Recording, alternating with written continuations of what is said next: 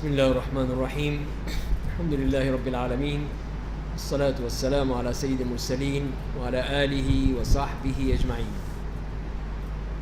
آج اللہ تعالیٰ کی توفیق سے ہم نواں پارہ شروع کریں گے، جس کا ایک رکوع ہم پڑھ چکے ہیں کل، جس میں حضرت شعیب علیہ السلام کا واقعہ مکمل ہوا، اور اس کے بعد پھر ہم اگلی آیت کی طرف آتے ہیں۔ اعوذ باللہ من الشیطان الرجیم۔ وما أرسلنا في قرية من نبي إلا أخذنا أهلها بالبأساء والضراء لعلهم يضرعون۔ فرمایا کہ ہم نے جب بھی کسی بستی میں اپنا کوئی نبی بھیجا تو اس بستی والوں کو بھوک اور مصیبت میں مبتلا کیا، تاکہ اللہ کے حضور عاجزی و انکساری اختیار کریں۔ تو یہاں اس آیت نمبر 94 میں جو فرمایا گیا کہ جب بھی کوئی نبی آتا ہے تو اس کے ساتھ ساتھ کچھ مشکلات بھی آتی ہیں، پریشانیاں بھی آتی ہیں، جن کو فرمایا کہ بھوک اور مصیبت میں مبتلا کیا، تو اسی لیے تاکہ وہ پھر اللہ تعالیٰ کا خوف محسوس کریں، اللہ تعالیٰ سے ڈریں۔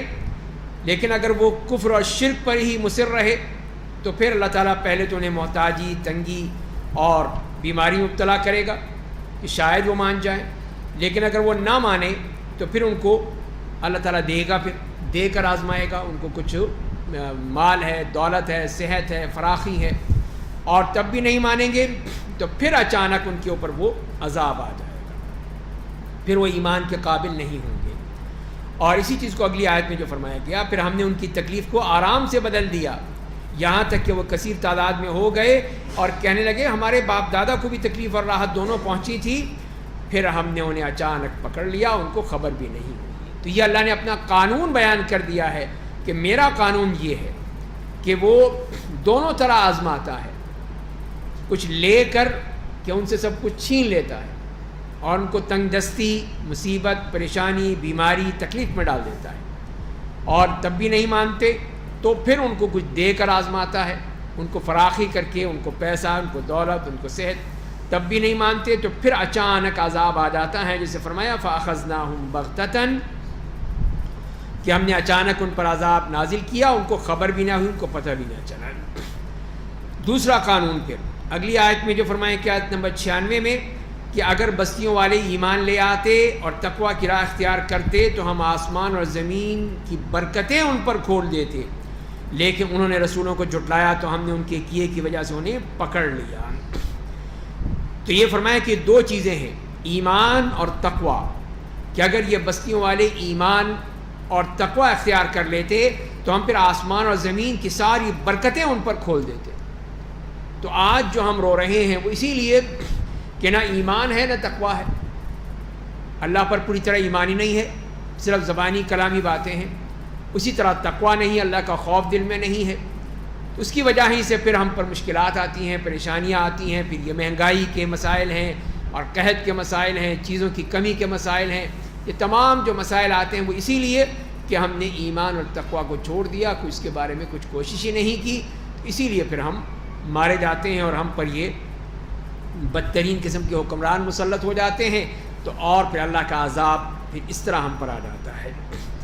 اور اس کے بعد اللہ تعالیٰ نے یہ فرمایا انہی بستیوں والوں کے حوالے سے کہ افامن اہل القریٰ ان یأتیہم بأسنا بیاتا وہم نائمون، کیا بستیوں والے اپنی آپ کو اس بات سے امن میں سمجھ رہے ہیں کہ ہمارا عذاب ان پر راتوں رات آ جائے جب وہ سو رہے ہوں؟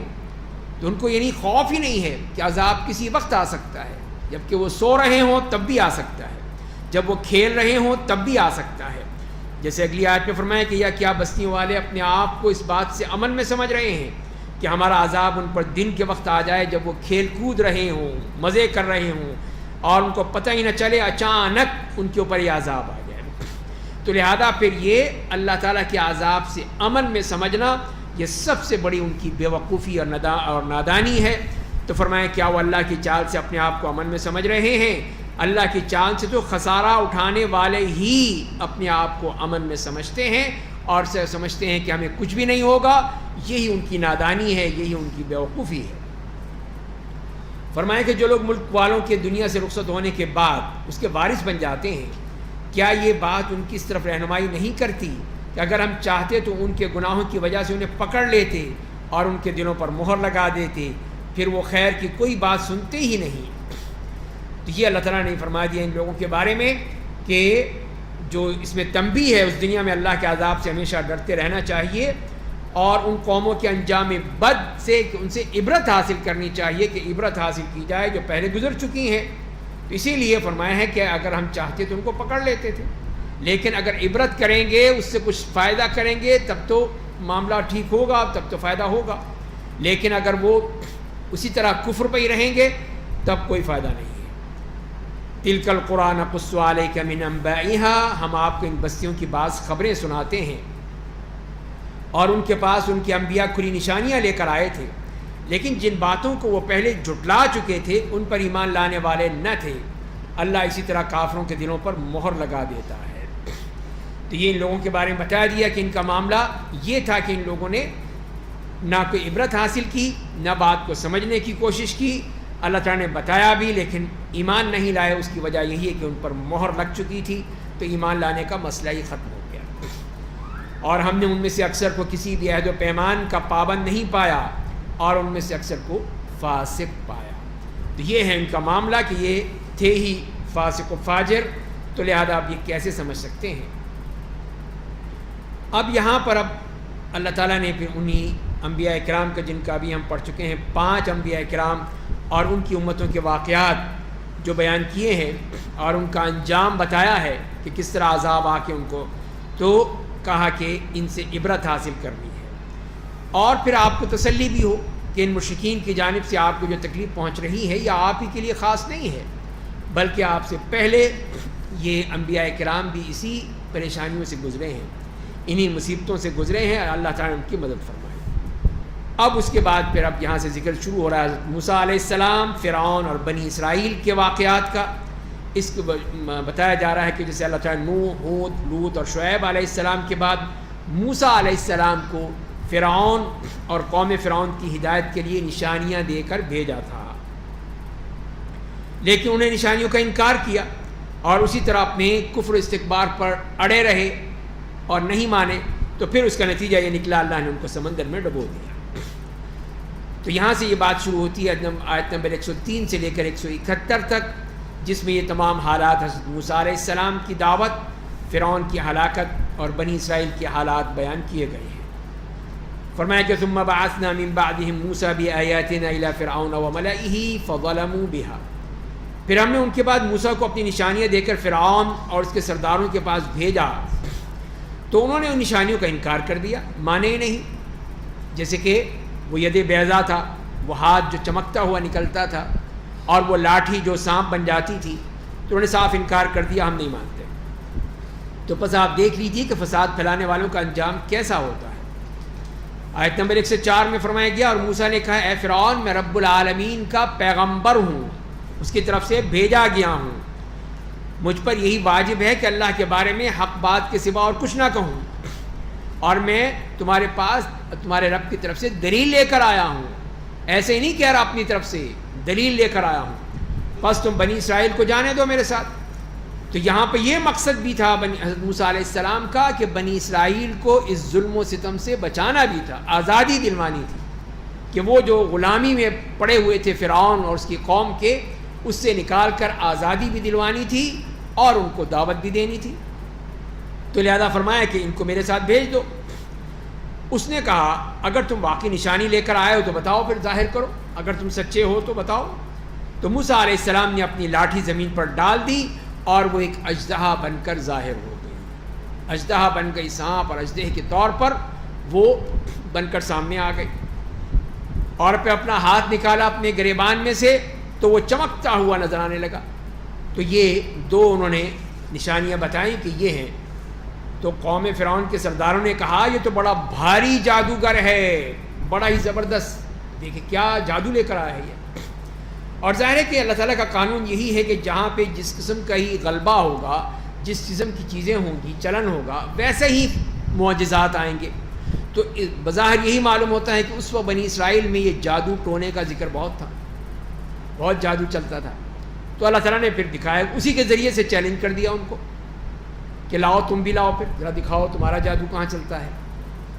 تو لہذا یہ لوگ فوراً سمجھ گئے کہ یہ تو بڑا زبردست جادوگر ہے، اس نے کیا جادو کیا اس نے، تو یہ تو تمہیں تمہارے ملک سے نکالنا چاہتا ہے، تم لوگ کیا کہتے ہو. تو انہوں نے پھر یہی کہا کہ یہ مشورہ کہ یہ تو بڑا زبردست آدمی ہے، کہ یہ تو صرف تمہیں آیا ہی اسی لیے ہے کہ تمہیں یہاں سے نکال دے، نکالنے کے لیے آیا ہے. تو لوگوں نے فرعون سے کہا ابھی ایسے بھائی کو روک کے رکھیے اور ملک کے تمام شہروں میں نمائندے بھیج دیجیے، بلائیے سب کو، پورا ایک سب کے سامنے ایک جادو کا مقابلہ ہو جائے. تو وہ سارے جو ماہر جادوگر ہیں ان کو بلا لائیں. تو جادوگر آ گئے فرعون کے پاس، آ کے کہنے لگے کہ یہ بتاؤ کہ اگر ہم غالب آ گئے تو ہمیں ملے گا کیا. ظاہر ہے کہ دنیا والے ہیں نا، دنیا والا تو یہ سوچتا ہے کہ مجھے ملے گا کیا، پیسہ، دولت، جاؤ جلال، منصب، کیا ملے گا مجھے. تو ہمیں یقیناً کوئی اجرت ملنی چاہیے، ہمیں کچھ ملنا. آپ کی طرف سے بادشاہ بلا رہا ہے، عام آدمی تو نہیں کوئی بلا رہا. جب بادشاہ بلا رہا ہے فرعون جیسا تو ظاہر کچھ دے گا وہ. تو بتائیے کیا دو گے ہمیں. تو فرعون نے کہا کہ ہاں اگر تم واقعی کامیاب ہو گئے تو میرے مقرب بندوں میں داخل ہو جاؤ گے، میں اپنے قریب اپنے دربار میں تمہیں بٹھاؤں گا. کتنا بڑا مقام ہے کہ جی ہم درباری ہیں، ہم تو اس کے دربار کے لوگ ہیں، تو لوگوں میں خود بخود تمہاری بڑی مقام بن جائے گا، بڑی تمہاری عزت ہوگی. تو انہوں نے کہا کہ ٹھیک ہے پھر. جی ہاں. تو قالوا یا موسیٰ اما ان تلقی و اما ان نکون نحن الملقین. تو جادوگروں نے کہا اے موسیٰ یا تو تم اپنا جادو دکھاؤ یا ہم اپنا جادو دکھائیں، بتاؤ کون پہلے کرے گا. تو موسیٰ علیہ السلام نے کہا کہ تم ہی دکھاؤ پہلے، تم بڑے وہ دعوے کر رہے ہو، چلو تم ہی دکھا دو. پھر جب انہوں نے جادو پیش کیا تو لوگوں کی آنکھوں کو مسحور کر دیا، ان کے دلوں میں روب پیدا کر دیا، انہوں نے بڑا جادو پیش کیا. تو وہی میں نے جیسے عرض کیا کہ وہ زمانہ ہی جادو ٹونے اور اس قسم کی چیزوں کا تھا. تو لہذا یہ بڑے بڑے جادوگر تھے، ایک سے ایک جادوگر، وہ سارے انہوں نے چیزیں پیش کر دی. لیکن کیا تھا وہ، جسے قرآن نے کہا کہ سحروا اعین الناس، کہ لوگوں کی آنکھوں پر جادو کیا تھا. نظر بندی جسے کہا کہ جادوگر اس طرح کرتا ہے کہ وہ چیز اسی طرح نظر آتی ہے جیسے وہ چاہتا ہے. جیسے انہوں نے کیا کہ انہوں نے اپنی لاٹھیاں پھینکی، اپنی رسیاں پھینکی، وہ سانپ بن کے لہرانے لگی. تو سب لوگوں کو سانپ نظر آ رہے تھے، حقیقت میں وہ لاٹھی تھی، حقیقت میں وہ رسی تھی. تو یہ ہے نظر بندی صرف، کہ اس میں وہ چیز حقیقت نہیں بدلتی. تو یہ ان کا جادو تھا، یہ جو لے کر آئے. تو اب اللہ تعالیٰ نے حضرت موسیٰ علیہ السلام سے کہا کہ آپ بھی لاٹھی پھینکیں اپنے، دیکھیں اب کیا ہوتا ہے. اور پھر حضرت موسیٰ علیہ السلام نے جب اپنی لاٹھی پھینکی تو وہ دیکھتے دیکھتے جادوگروں کے سارے جھوٹ کھا گئی، نکل گئی، ڈکار بھی نہیں لی، سارے. اب وہ پریشان، یہ کیا ہوا؟ اگر یہ ہمارے جیسا جادو ہوتا تو یہ حرکت نہ ہوتی، پھر یہ بھی سرسراتا رہتا ہے یہاں پر اسی میدان میں. لیکن یہ تو سب کو کھا گیا. اس کا مطلب یہ ہے کہ معجزہ یہ نہیں ہوتا جو تم سمجھ رہے ہو، معجزہ چیز ہی کوئی اور ہوتی. تو یہ معجزہ تھا اللہ کی طرف سے کہ وہ اس کو سانپ ہی بنایا گیا تھا. وہ کوئی نظر بندی نہیں تھی، آنکھوں کی نظر بندی جیسے ان جادوگروں نے کیا تھا. انہوں نے تو لاٹھیاں اور اپنی رسیاں پھینک کے کہا کہ دیکھو اژدہا بھی ہے، سانپ بھی ہے، فلاں بھی ہے، فلاں بھی ہے. تو لہذا وہ سمجھ گئے کہ یہ تو کچھ اور ہے، یہ کوئی اور چیز ہے، یہ وہ ہماری طرح کا کھیل نہیں ہے. فوقع الحق وبطل ما كانوا يعملون. پس حق ثابت ہو گیا، جادوگروں کا عمل بیکار ہو گیا، کوئی فائدہ نہ ہوا. چنانچہ وہ سب وہاں مغلوب ہو گئے اور ذلت و رسوائی کا انہیں سامنا کرنا پڑا. کہ یہ تو رسوائی ہو گئی. اب یعنی اس نے کیا کیا انتظام کیے تھے فرعون نے، لوگوں میں اعلان کروایا تھا، جیسے کہ ہم سورہ شعراء میں پڑھیں گے اور دوسری جگہوں پر بھی آیا کہ اس نے باقاعدہ اعلان کروایا کہ دیکھو ایک بہت بڑا مارکا ہونے والا ہے، جادو کا مقابلہ ہونے والا ہے، آ جاؤ لوگ. اور دن بھی دیکھا چھٹی کا دن ہو، یوم الزینہ، ان کی خوشی کا دن، ان کا کوئی خاص عید تہوار کا دن، اس دن سب کو بلایا کہ سب آ جاؤ اور سب دیکھو کیسے ہم فتح پاتے. اس کو بھی یقین تھا کہ ہم کامیاب ہوں. اب کیا ہوا کہ وہ حضرت موسیٰ علیہ السلام کی لاٹھی سب کو کھا گئی. اب لوگوں نے کہا یہ دیکھو یہ ہے، یہ جادو ہے تمہارا، کہاں گیا تمہارا جادو؟ ذلت و رسوائی وہ ذلیل ہو گیا، فرعون ذلیل ہو گیا ان کے سامنے، اسی لیے وہ غصے میں بالکل وہ پاگل ہو گیا، اور سجدے، وہ جادوگر تھے وہ سجدے میں گر گئے، سب سجدے میں گر گئے اللہ کے لیے، فرعون کے لیے نہیں، اللہ کے لیے، اور کہا قالوا آمنا برب العالمین، ہم تو رب العالمین کے لیے ایمان لے آئے۔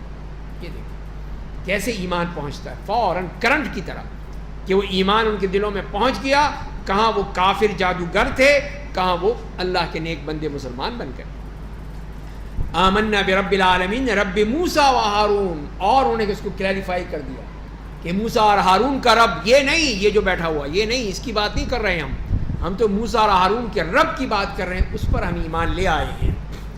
اب فرعون کی تو بالکل ہی آپے سے باہر ہو گیا، کہنے لگا کہ اس سے قبل کہ میں اجازت دیتا تم لوگ اس پر ایمان لے آئے، یہ ایک یقیناً تمہاری سازش ہے، یہ نورا کشتی ہے تمہاری، آپس میں تم ملے ہوئے تھے سب، تم نے آپس میں کوئی یہ سازش کی ہے تم نے، جو تم لوگوں نے شہر میں اس غرض سے کی ہے تاکہ اس کو یہاں کے رہنے والوں کو یہاں سے نکال دو، کہ تم موسیٰ سے مل کر تم نے یہ سازش کی ہے کہ تم ہمیں نکالنا چاہتے ہو۔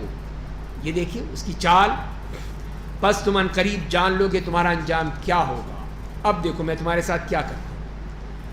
اور اسے صاف کہہ دیے کہ لأقطعن أيديكم وأرجلكم من خلاف، کہ میں یقیناً تمہارے ایک طرف کا ہاتھ دوسری طرف کے پاؤں کاٹ دوں گا، پھر تم سب کو سولی پہ چڑھا دوں گا۔ تو یہ اس نے فیصلہ کر دیا، کتنی ذلت جو ہوئی، ذلت بھی ہوئی، اور اسی لیے غصے میں وہ پاگل ہو گیا، کہا کہ سب کو لٹکا دو، ہاتھ پاؤں کاٹ کے سولی پہ لٹکا دو۔ تو اسی لیے کہ کہاں وہ صبح میں کافر جادوگر تھے، شام کو وہ شہداء بن چکے، اللہ تعالیٰ کے نیک بندے اور شہادت کا درجہ پا لیا ہوا۔ یہی کہ ایمان جو پہنچ گیا دلوں میں، اس ایمان نے اپنا کام کر دکھایا۔ تو انہوں نے کیا کہا کہ بے شک ہم سب کو اپنے رب کے پاس لوٹ کر جائیں گے۔ تو کیا کر رہے ہو؟ ہم رب کے پاس جا رہے ہیں، اور ہم سے تمہاری دشمنی کا سبب اس کے سوا اور کچھ نہیں ہے کہ جب ہمارے پاس ہمارے رب کی طرف سے نشانیاں آ گئیں تو ہم ان پر ایمان لے آئے۔ یہ ہماری اتنی بڑی نشانی ہمیں پتہ چل گئی کہ یہ تو اللہ کی طرف سے ہے، یہ جادو نہیں ہے، یہ جادو ٹونا کچھ نہیں ہے، یہ تو معجزہ ہے۔ تو اے ہمارے رب کو ہمیں صبر عطا فرما، اور دنیا سے ہمیں مسلمان اٹھا کہ ہم مسلمان بن کر تیرے پاس پہنچیں۔ تو یہ انہوں نے دعا کی، اللہ نے ان کی دعا بھی قبول کر لی۔ اور جیسے کہ اس میں دوسری جگہ پہ جو آیا ہے سورہ طٰہٰ میں، تو انہوں نے یہی کہا فَقْضِ مَا أَنْتَ قَاضٍ، کہ جو تو نے کرنا ہے کر ڈال، دیکھی جائے گی، جو کرنا ہے کر لے تو۔ اور انما تقضی هذه الحیات الدنیا، تیرا حکم تو صرف اس دنیا میں ہی چلے گا نا، بس اور کیا کر لے گا تو؟ بس جان لے لے گا ہماری تو کر لے، تو مار ڈال ہم تو، دنیا میں تو کر سکتا ہے، وہاں تو نہیں کر سکتا۔ اور صاف کا انا آمنا بربنا لیغفر لنا خطایانا وما اکرہتنا علیہ من السحر واللہ خیر وابقا۔ تو یہ تھے اللہ کے نیک بندے، انہوں نے یہی کہا کہ اے اللہ، اے ہمارے رب، ہم ایمان لے آئے تاکہ تو ہمارے گناہوں کو معاف کر دے، اور تو نے جو ہم پر جادو کے ذریعے سے ہمیں مجبور کیا، تو نے، اے فرعون نے، اور اللہ کے ہاں جو خیر ہے اور وہ باقی رہنے والی ہے۔ تو اب اس کے بعد یہ تو معاملہ خراب ہو گیا، یہ تو وہاں کی ہے نا سورہ طٰہٰ کی، سورہ طٰہٰ میں یہ واقعہ جو آتا ہے، سورہ اعراف میں، سورہ طٰہٰ میں، سورہ شعراء میں، 3 صورتوں میں یہ واقعات آ رہے ہیں تفصیل کے ساتھ۔ باقی ویسے تذکرہ تو کئی صورتوں میں آیا ہے، لیکن جو تفصیل آئی ہے وہ ان سورہ قصص میں بھی آئی ہے، وہ حضرت موسیٰ کا شروع کا زمانہ ہے، بچپن کا، وہ اس میں بھی آیا ہے۔ وقال الملأ من قوم فرعون اتذر موسیٰ وقومه ليفسدوا في الارض، اور قوم فرعون کے سرداروں نے اس سے کہا کہ کیا آپ موسیٰ اور اس کی قوم کو یوں ہی آزاد چھوڑ دیں گے تاکہ زمین میں فساد پھیلائیں اور آپ کو اور آپ کے معبودوں کو نظر انداز کر دیں؟ فرعون نے کہا کہ نہیں، ہم ان کے بیٹوں کو تہ تیغ کر دیں گے، سب کو مار دیں گے، عورتوں کو چھوڑ دیں گے زندہ، اور ہم یقیناً یہ کر سکتے ہیں، ہمیں قدرت موجود ہمارے پاس موجود ہے۔ تو یہ معاملہ تو جیسے میں نے عرض کیا کہ وہ ناکام ہو گیا، وہ کامیاب نہیں ہو سکا فرعون۔ اب انہوں نے اس کے جو درباری تھے، حواری تھے، انہوں نے کہا کہ اس طرح تو مسئلہ خراب ہو گیا، لوگوں میں اس کی واہ واہ ہو گئی، لوگ اس کی بات ماننے لگے، مسلمان ہو جائیں گے۔ تو کیا تم چھوڑ دو گے ان کو؟ کرنے دو جو کر رہے ہیں. کہا نہیں نہیں ایسا تو نہیں کروں گا میں. اور پھر وہی ظاہر ہے کہ پھر جب وہ آ جاتا ہے کہ ظالم ڈکٹیٹر تو یہی کرتا ہے، مارو قتل کرو یہ کر دو وہ کر دو. تو وہی فرعون نے کیا کہ ان کے جو اولاد ہو سب کو مار ڈالو، قتل کر دو، اور عورتوں کو چھوڑ دو وہ غلام بن کے ہماری خدمت کریں. تو یہ اس نے اپنے آرڈر جاری کر دیا. تو فرمایا کہ ہم پوری طرح ہم کر سکتے ہیں، کوئی ہمیں روک نہیں سکتا. تو موسیٰ نے اپنی قوم سے کہا کہ دیکھو معاملات تو خراب ہو گئے، اب اللہ کی مدد مانگو، اللہ سے مدد کرو کہ استعینوا باللہ واصبروا، کہ اللہ سے مدد مانگو اور صبر کرو. اس لیے کہ یہ کیا کر لے گا، ہے کیا اس کے پاس؟ بے شک یہ زمین تو اللہ کی ہے، وہ اپنے بندوں میں جسے چاہتا ہے اسے مالک بنا دیتا ہے، اور آخرت کی کامیابی اللہ سے ڈرنے والوں کے لیے ہے.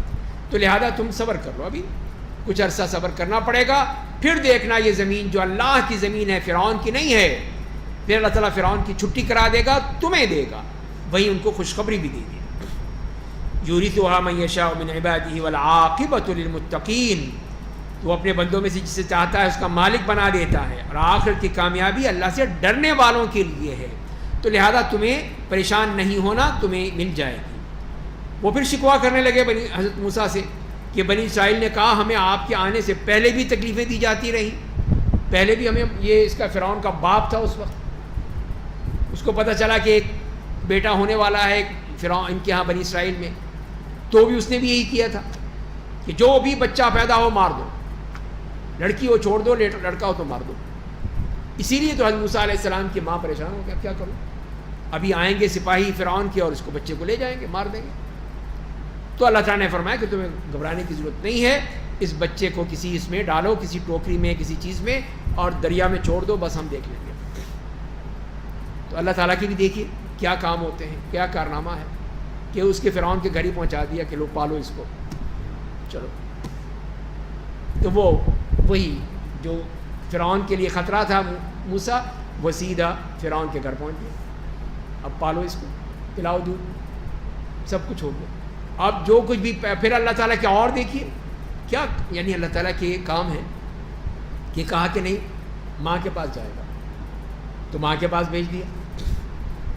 اب وہ بچہ ماں کے پاس لوٹ گیا، لیکن فرعون کے خرچہ فرعون دے گا، اس کا ماں کا بھی بچے کا بھی، دونوں کا خرچہ فرعون کے ذمہ ہے. یہ ہے اللہ تعالیٰ کی دیکھی کہ کوئی کر نہیں سکتا جو اللہ تعالیٰ نے کر کے دکھا دیا. تو یہی فرمایا کہ انہوں نے کہ ہم پہلے بھی مصیبت جھیلتے رہے، اور آپ کے آنے سے پہلے، آپ کے آنے کے بعد پھر وہی مصیبت، اب بھی یہی ہو رہا ہے، اب بھی یہی قتل کر رہا ہے، مار پیٹ رہا ہے، ہمیں ذلیل کر رہا ہے، رسوا کر رہا ہے. اب دیکھیے اب کیا کریں ہم. تو موسیٰ علیہ السلام نے کہا کہ تم ڈرتے کیوں گھبراتے ہو، ان قریب تمہارا رب تمہارے دشمن کو ہلاک کر دے گا اور زمین میں تمہیں جانشین بنا دے گا، تاکہ دیکھو کہ تمہارا کردار کیا ہے، تم کیا کرتے ہو. تو یہاں پہ صراحت سے بتا دیا. پہلے تو صرف یہ کہا تھا کہ صبر کرو، لیکن جب دیکھا یہ پریشان بہت ہیں اور سمجھ نہیں رہے، تو کہا کہ ٹھیک ہے ذرا اب دیکھو وقت آنے والا ہے کہ یہ تمہارا دشمن ہے، یہ فرعون، یہ مارا جائے گا اور تم اس کے یہاں پر خلیفہ بنو گے، تمہارے ہاتھ میں آ جائے گی حکومت، اقتدار، یہ سب تمہیں ملے گا. اور پھر اللہ تعالیٰ نے فرعونیوں کا ذکر فرمایا کہ پھر ہم نے فرعونیوں کو قحط سالی اور پھلوں کی کمی کے عذاب میں مبتلا کیا تاکہ شاید نصیحت حاصل کر لیں. تو اللہ تعالیٰ نے بھی ان کے اوپر مختلف قسم کے عذاب بھیجے. تو ایک عذاب یہی تھا کہ قحط سالی، کہ کھانے کو ہی کچھ نہیں مل رہا تھا، پھل نہیں ہے، اناج نہیں ہے، میوہ نہیں، کچھ نہیں ہے کہ شاید کہ مان جائیں. اور کیا معاملہ تھا، پس انہیں جب کوئی اچھی چیز ملتی تو کہتے ہم تو ہیں ہی اس کے حقدار، اگر کوئی چیز اچھی چیز ہے بھی یہ تو ہمیں ہی ملنی ہے، ہم ہیں سب کچھ اس کے. اگر کوئی نقصان ہو جاتا یہ سب موسیٰ کی وجہ سے، یہ موسیٰ اور اس کے جو ساتھی ہیں یہ ان کی نحوست ہے، ان کی نحوست کی وجہ سے یہ مصیبت آئی ہے ہم پر. فوراً وہ ان کے ذمے تھوپ دیا اس نے. حالانکہ یہ سب کچھ تو اللہ کی جانب سے ہے، لیکن ان میں سے اکثر لوگ کچھ نہیں جانتے. اور فرعونیوں نے کہا کہ تم چاہے جو نشانی لے آؤ تاکہ اس کا جادو ہم پر کرو، لیکن ہم لوگ ایمان لانے والے نہیں ہیں، جو مرضی کر لو. ایک دم چیلنج کر دیا. تو اللہ تعالیٰ کا ٹھیک ہے اب بھگتو تم. کیا کیا ہم نے ان پر طوفان، ٹڈیوں، جوؤں، مینڈکوں اور خون کا عذاب کھلی اور واضح نشانیوں کے ساتھ بھیج دیا. تو یہ اللہ تعالیٰ نے اتنے عذاب ان کے اوپر دے دیے، ایک تو طوفان کی صورت میں، پہلے قحط سالی کی صورت میں، پھر بارش کی، طوفان کی، اتنا موسلا دھار بارش کے سیلاب آ گیا، ساری کھیتیاں تباہ ہو گئیں، سارے گھر گر گئے اور مصیبت آ گئی. دوسری چیز جو فرمائی اس کے بعد کیا ہے، جراد، وہی ٹڈی دل جو ٹڈیاں آتی ہیں وہ آ کے پوری فصل کو چٹ کر جاتی ہیں. آپ پوچھیے ذرا کسانوں سے، کتنے پریشان ہو جاتے ہیں کہ وہ نہیں چھوڑتی، وہ پوری فصل، سارا کھیت کتنے ایکڑ کا وہ سب کھا جاتے ہیں. اس کے لیے بڑی مشکل ہوتی ہے. وہ عذاب آ گیا ان کے اوپر، کوئی فصل ان کی باقی نہیں رہی، سب کھا گیا. تیسری چیز جو فرمائی اس کے بعد قمل. تو قمل سے مراد یہ ہوتا ہے کہ وہ، بعض لوگوں نے کہا کہ گھن اور گیہوں میں جو اس طرح کے کیڑا لگ جاتا ہے وہ ہے. بعض لوگ جوئیں کہتے ہیں، جوؤں کی صورت میں، پر جو بھی ہے ایک عذاب تھا کہ جو ان کی فصلوں میں بھی لگ گیا، ان کے جسم میں بھی لگ گیا، ان کے کپڑوں میں بھی، ہر چیز میں وہ جوئیں کیڑے سب ان کے وہ آ گئے کہ وہ پریشان ہو گئے یہ کیا کریں. اور اس کے بعد جو فرمایا کہ ضفدع، مینڈک، والضفادع، مینڈک ہے تو ان کے گھروں میں، کھانوں میں، غلوں میں، بستروں میں، ہر چیز میں مینڈک ہی مینڈک. اب وہ کھانا لے جا رہے ہیں، مینڈک پہلے پہنچ گیا، کھانا بعد میں آ رہا ہے. لقمہ ابھی گیا نہیں کہ مینڈک پہلے پہنچ گیا منہ میں، تو کھا لو، مجھے کھا لو. یہ اللہ نے عذاب دکھا دیا ان کو کہ یہ ان کے اوپر آیات مفصلات، یہ اللہ کی طرف سے واضح نشانیاں. لیکن یہ کیا تھے، بڑے ہی متکبر تھے، غرور تھے، نہیں مانے، اور تھے ہی مجرم لوگ تھے. وہ کانوا قوما مجرمین. اور پھر کیا کرتے، جب بھی ان پر عذاب آتا تو کہنے لگے کہ اے موسیٰ، تمہارے رب نے تم سے عہد کر رکھا ہے کہ تمہاری دعا قبول ہو جائے گی، تو تم اپنے رب سے ہمارے لیے دعا کرو، یہ عذاب ٹال دے. اگر ہم ٹال دیا تو ہم ضرور ایمان لے آئیں گے، ہم ایمان لے آئیں گے، بس تم یہ مصیبت ختم کراؤ. کیا مصیبت آ گئی، خون ہی خون، ہر جگہ خون ہی خون. جب خون کا جو آیا، جو چیز بھی ہے خون، پانی پی لیں خون، دودھ پی لیں خون، کوئی چیز سلامت نہیں تھی اس میں، ہر چیز میں خون ہی خون بھرا ہوتا تھا. تو یہ دیکھیے، آپ خود تصور کر لیجئے کتنا خطرناک ہو جاتا ہے انسان کے لیے. کہیں وہی یہ مینڈک، یہ بھی. تو لہذا پھر عذاب میں پھر بھاگے آتے حضرت موسیٰ علیہ السلام کے پاس ہے کہ موسیٰ جلدی دعا کرو، جلدی دعا کرو، ایک مصیبت آ گئی، ہم تو ایمان لے آئیں گے. اور ظاہر ہے کہ نبی کی تو سب سے بڑی خواہش یہی ہوتی ہے کہ لوگ ایمان لے آئیں. اگر ایمان لے آئیں اس سے بڑھ کر کیا ہوگا. تو کہ ٹھیک ہے میں دعا کر دیتا ہوں. تو انہوں نے دعا کر دی، اللہ نے عذاب مقرر ختم کر دیا. لیکن پھر وہی تو وہ وہی پہنچ گئے، پھر وہی اپنے کفر پر. تو اسی لیے فرمائیں کہ پھر جب ہم نے عذاب کو ان سے ایک وقت مقرر تک کے لیے ٹال دیا جہاں تک کہ انہیں پہنچنا تھا، تو وہ وعدہ خلافی کر بیٹھے. پھر وہی کہ وہی پہلے وعدے کر رہے ہیں کہ ہم ایمان لے آئیں گے، ہم آپ کے ساتھ بنی اسرائیل کو بھیج دیں گے، آپ جو کہیں گے ہم کریں گے، پوری طرح وہ منتیں ترلے کر رہے ہیں. لیکن جب بات ختم ہو گئی پھر وہیں کہ وہیں، پھر اسی طرح کفر میں، شرک میں پڑے ہوئے ہیں. تو اللہ تعالیٰ کا انتقام آ گیا. تو فرمایا کہ فانتقمنا منہم، تو ہم نے ان سے انتقام لیا، انہیں دریا برد کر دیا، اٹھا کے سب کو پھینک دیا دریا میں، اس لیے کہ وہ ہماری آیتوں کو جھٹلاتے تھے اور اس کی جانب سے یکسر غافل تھے، انہیں کوئی ہوش ہی نہیں تھا، مانتے ہی نہیں تھے. اور ہم نے ان لوگوں کو جنہیں دنیا کمزور و ناتواں سمجھتی تھی کہ یہ تو کیا ہے، کچھ بھی نہیں ہے، تو اس زمین کے مشرق و مغرب کا مالک بنا دیا. جب فرعون اور اس کا لشکر سارا ڈوب گیا، سارا ہی سب دریا برد ہو گیا، تو اب کون حکومت کرے گا؟ سب کچھ بنی اسرائیل کو مل گیا، سب کچھ بنی اسرائیل، ان کے سارے باغات، ان کے وہ محلات، ان کے وہ پیسہ دولت، سب کچھ بنی اسرائیل کے پاس. تو وہی فرمایا گیا کہ ہم نے سب کچھ ان کو دے دیا. التی بارکنا فیہا، جسے ہم نے بابرکت بنایا تھا. اور بنی اسرائیل سے آپ کے رب کا اچھا وعدہ فرعونیوں کے ظلم پر ان کے صبر کرنے کی وجہ سے پورا ہوا.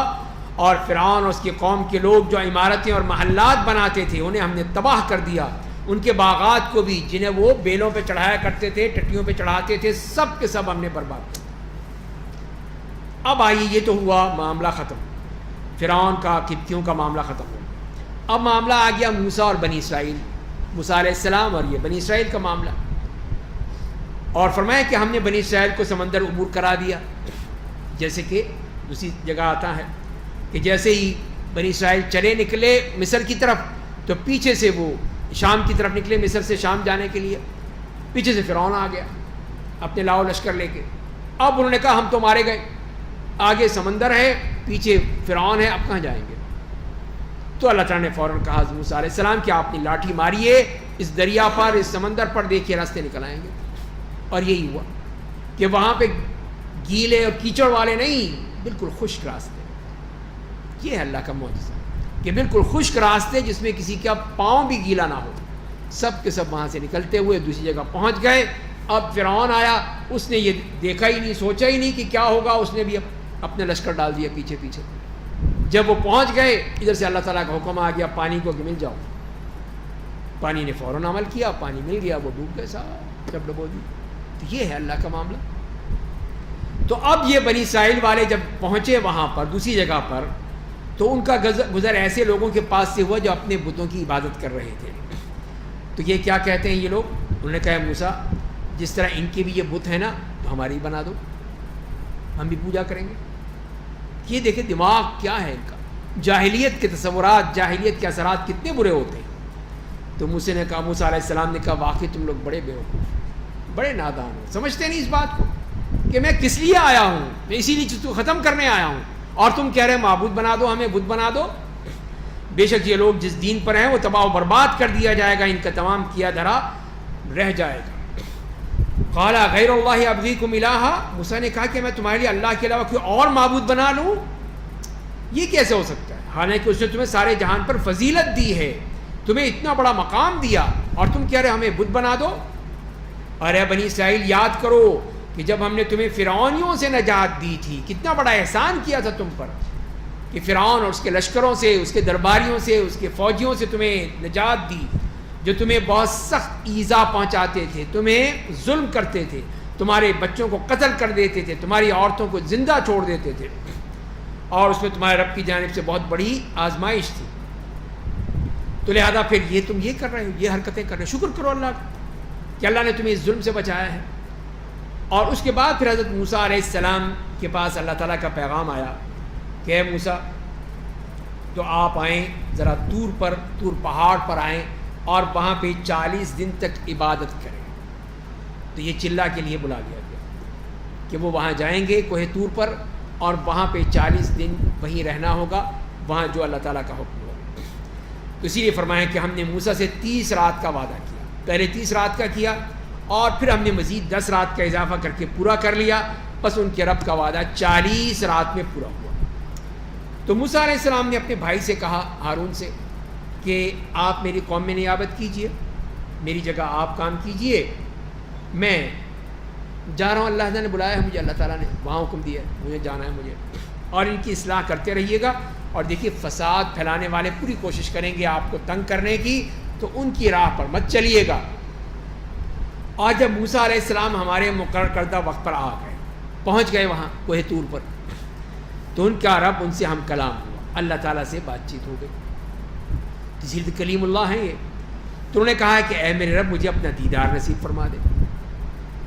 ابھی تو وہ اس کی کلام کی حلاوت محسوس کر رہے تھے، تو اب اس سے اور آگے قدم بڑھے، اللہ مجھے دیکھنے بھی تو دینا، محبوب کو دیکھنا بھی تو چاہیے نا. تو صرف کلام سے تو بات نہیں بنے گی، اللہ دکھا بھی دے گا، اپنا دیدار نصیب فرما.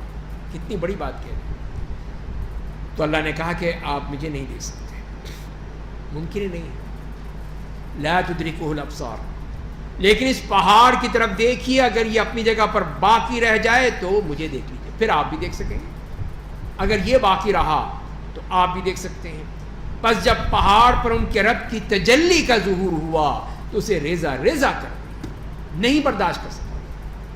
وہیں پہ وہ ٹکڑے ٹکڑے ہو گیا، پہاڑ وہ ریت میں بدل گیا، اس لیے کہ اللہ کی تجلی جو 1 سیکنڈ کے بھی پتہ نہیں کتنے حصے کے لیے آئی تھی، اس کو بالکل ختم کر دیا. اور موسیٰ پھر غش کھا کے گر پڑے کہ جب یہ پہاڑ کا معاملہ یہ ہے تو میں کیا ہوں؟ میں تو کچھ بھی نہیں ہوں، میں بھی مارا جاؤں گا. اور جب ہوش آیا تو کہا اللہ تو ہر عیب سے پاک ہے، مجھے معاف کر دے، میں تیری طرف رجوع کرتا ہوں، اور میں پہلا مومن ہوں، میں سب سے پہلے ایمان لاتا ہوں، جو تو نے کہا ہے سچ ہے. تو اللہ نے کہا ہے موسیٰ میں نے آپ کو اپنی پیغمبری اور ہم کلام ہونے کے لیے لوگوں کے مقابلے میں چن لیا ہے، آپ منتخب بندے ہیں، اتنا بڑا شرف دیا اللہ نے، ہم کلامی کا شرف عطا فرمایا، کلیم اللہ بنا دیا اور اللہ کا رسول بنا دیا.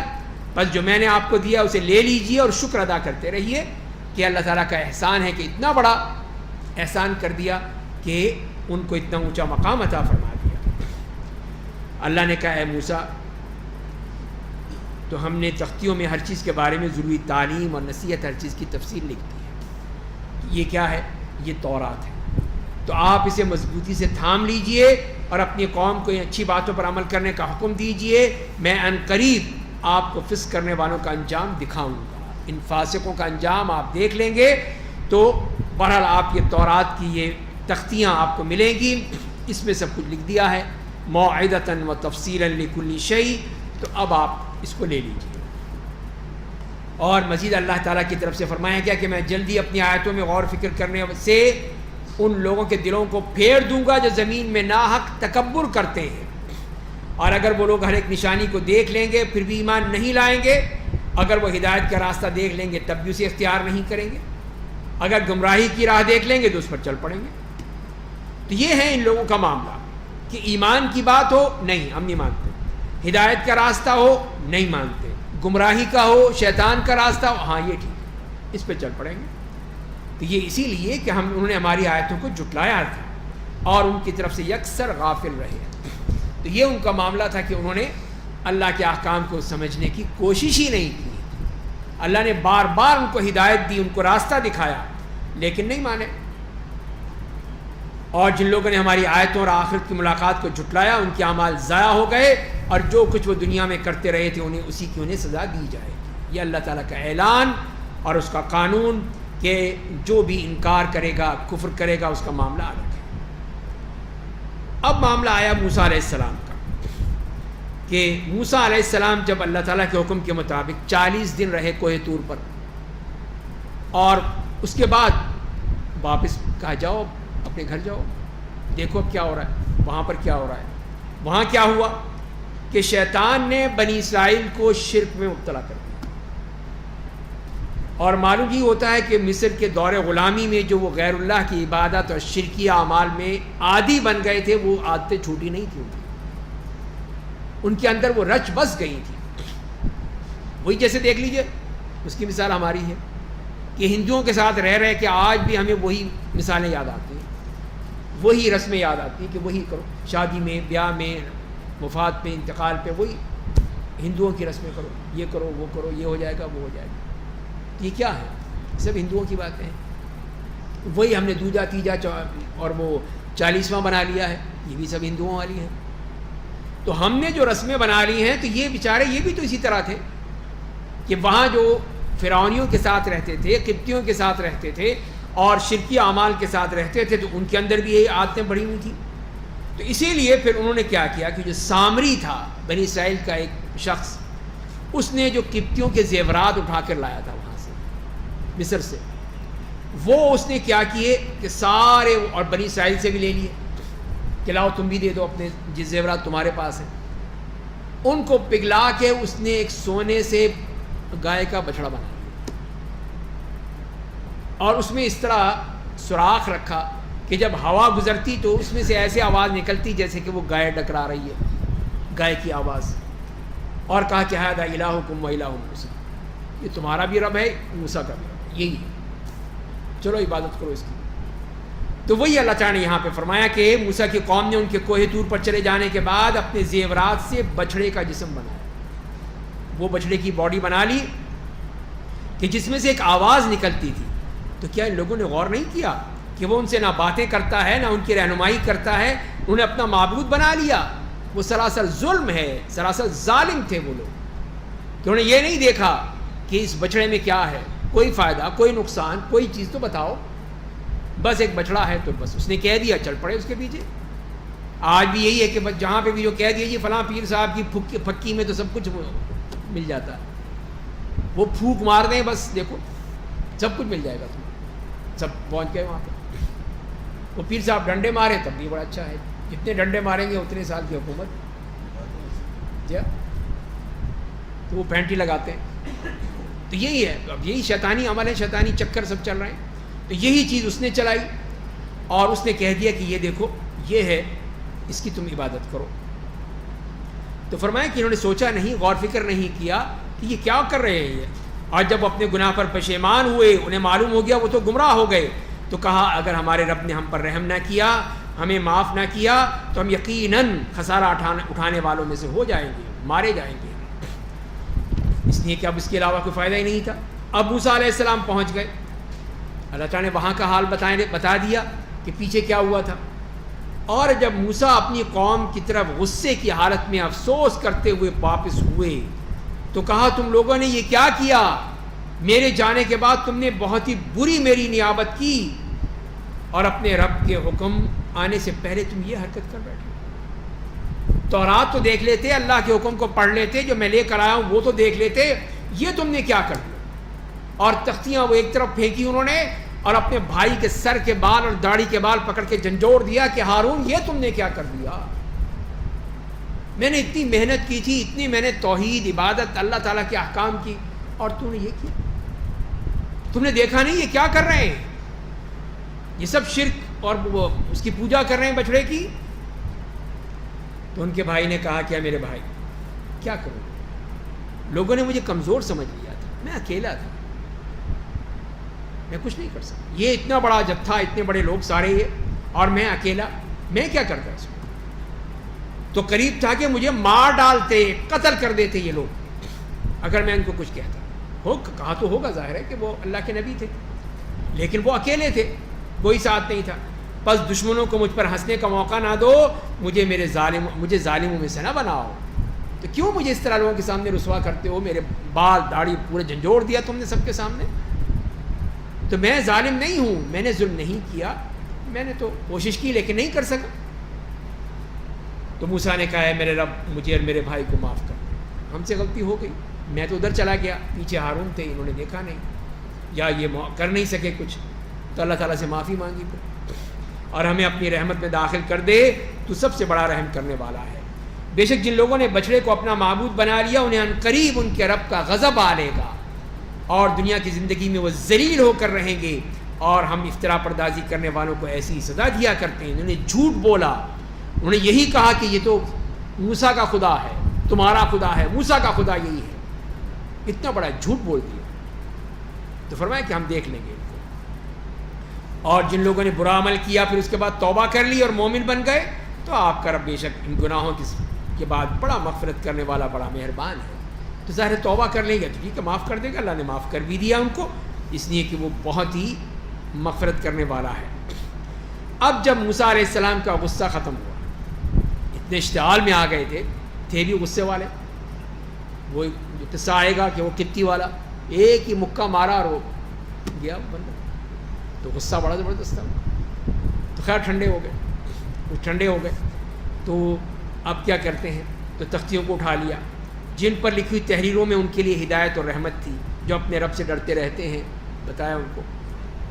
تو موسیٰ نے کیا کیا، اپنی قوم کے 70 آدمی ہمارے مقررہ وقت پر آنے کے لیے چن لیے اللہ تعالیٰ کے حکم سے، کہ چلو تم بھی چلو۔ وہ بھی انہوں نے بھی کہا نا کہ ہم اکیلے مل کے آ گئے اللہ تعالیٰ سے، ہمیں تو پوچھا ہی نہیں تم نے، ہم بھی جائیں گے، ٹھیک ہے چلو پھر تم بھی چلو۔ تو 70 افراد منتخب کر لیے۔ پس جب زلزلے نے انہیں اپنی زد میں لے لیا تو کہا ہے میرے رب اگر تو چاہتا ہے ان سب کو اور مجھے اس کے پہلے ہی ہلاک کر دیا ہوتا، کیا تو ہمیں اس گناہ کی وجہ سے ہلاک کر دے گا جس کا ارتکاب ہمارے نادانوں نے کیا ہے، کچھ بیوقوفوں نے کیا، ہم سب مارے جائیں گے۔ ان کا وہ ارتکاب گناہ تیری طرف سے ایک آزمائش تھی، تو ایسی آزمائشوں کے ذریعے جسے چاہتا ہے گمراہ کر دیتا ہے، جسے چاہتا ہے ہدایت دیتا ہے، تو ہی ہمارا یار و مددگار ہے، پس تو ہمیں معاف کر دے، ہم پر رحم کر دے، اور تو بہت ہی اچھا رحم کرنے والا ہے، معاف کرنے والا ہے، اللہ ہمیں معاف کر دے۔ اس طرح پھر وہ معاملہ یہ ہوا کہ وہ جو 70 تھے ان کا معاملہ بھی گڑبڑ ہو گیا۔ تو پھر پہلے موسیٰ علیہ السلام نے بنی اسرائیل کے گناہوں کی معافی مانگی اور اللہ تعالیٰ سے تمام دنیا اور آخرت کی ہر بھلائی مانگی، تو اللہ تعالیٰ نے پھر ان کا یہ معاملہ آسان کر دیا، ان کو زندہ کر دیا۔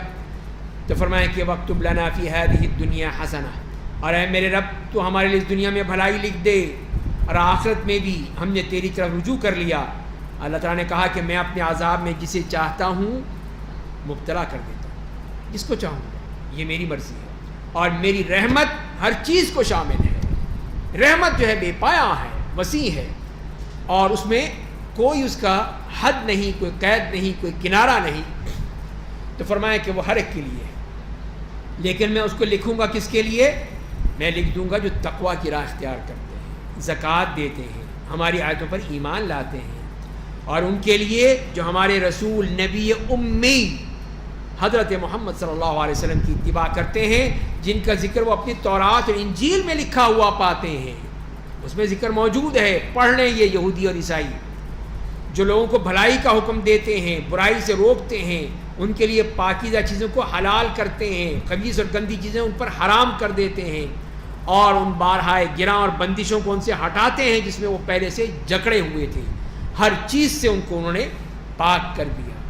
تو یہ ان کی آپ صلی اللہ علیہ وسلم کی صفات بیان کی ہیں جو آپ نے آ کر کی، اللہ نے آپ کو جو دی تھی صفات، ہر قسم کی گندگی، نقصان دہ چیز سب سے پاک کر دیا۔ تو اسی کے لیے یہاں پہ فرمایا اللہ تعالیٰ نے کہ پس جو لوگ ان پر ایمان لائے ہیں، جنہوں نے ان کے مقام کو پہچانا ہے، ان کی مدد کی ہے، اور اس نور کی پیروی کی ہے جو ان پر نازل ہوا، وہی فلاح پانے والے ہیں۔ تو یہ ہیں اللہ کے نعمت، ان کے لیے میری رحمت ہے، ان کے لیے میری رحمتیں ہیں، اور ان کو میں پاک کر دوں گا۔ تو اسی لیے پھر اللہ تعالیٰ نے ان کے بارے میں ذکر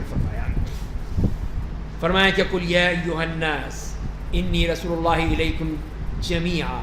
تو یہاں پہ بنی اسرائیل کو اسلام قبول کرنے کی دعوت دی جا رہی ہے، اور ان سے کہا گیا کہ آپ کہیے کہ اے لوگو، میں تم سب کے لیے اس اللہ کا رسول ہوں جو آسمان اور زمین کا بادشاہ ہے، اس کے علاوہ کوئی معبود نہیں، وہی زندہ کرتا ہے، وہی مارتا ہے۔ بس تم لوگ اللہ پر، اس کے رسول نبی امی پر ایمان لے آؤ، جو خود اللہ اور اس کے کلام پر ایمان رکھتے ہیں، ان کی اتباع کرو تاکہ تم ہدایت یافتہ بن جاؤ۔ تو یہ دعوت حق دی گئی، دعوت اسلام، دعوت دین، کہ آؤ مان لو، ان کی بات کو مان لو۔ اور قوم موسیٰ میں کچھ لوگ ایسے بھی ہیں جو دین حق پر چلتے ہیں، اور اسی کے مطابق لوگوں کے درمیان انصاف بھی کرتے ہیں، اچھے لوگ، جیسے ہم پہلے بھی پڑھ چکے ہیں، یہودیوں میں سے جو ایمان لے آئے تھے۔ تو فرمایا کہ ہم نے پھر ان کے لیے کیا کیا، ان بنی اسرائیل کے لیے ہم نے انہیں 12 خاندانوں میں تقسیم کر کے 12 جماعتیں بنا دی، 12 گروہ، 12 گروپ بنا دیے کہ یہ ہیں وہ، تاکہ لڑے نہیں، جھگڑے نہیں۔ اور جب موسیٰ نے کی قوم نے پانی کا مطالبہ کیا کہ اب تو لڑ رہے ہیں یہ، تو ہم نے پھر ان کے لیے آسانی کر دی۔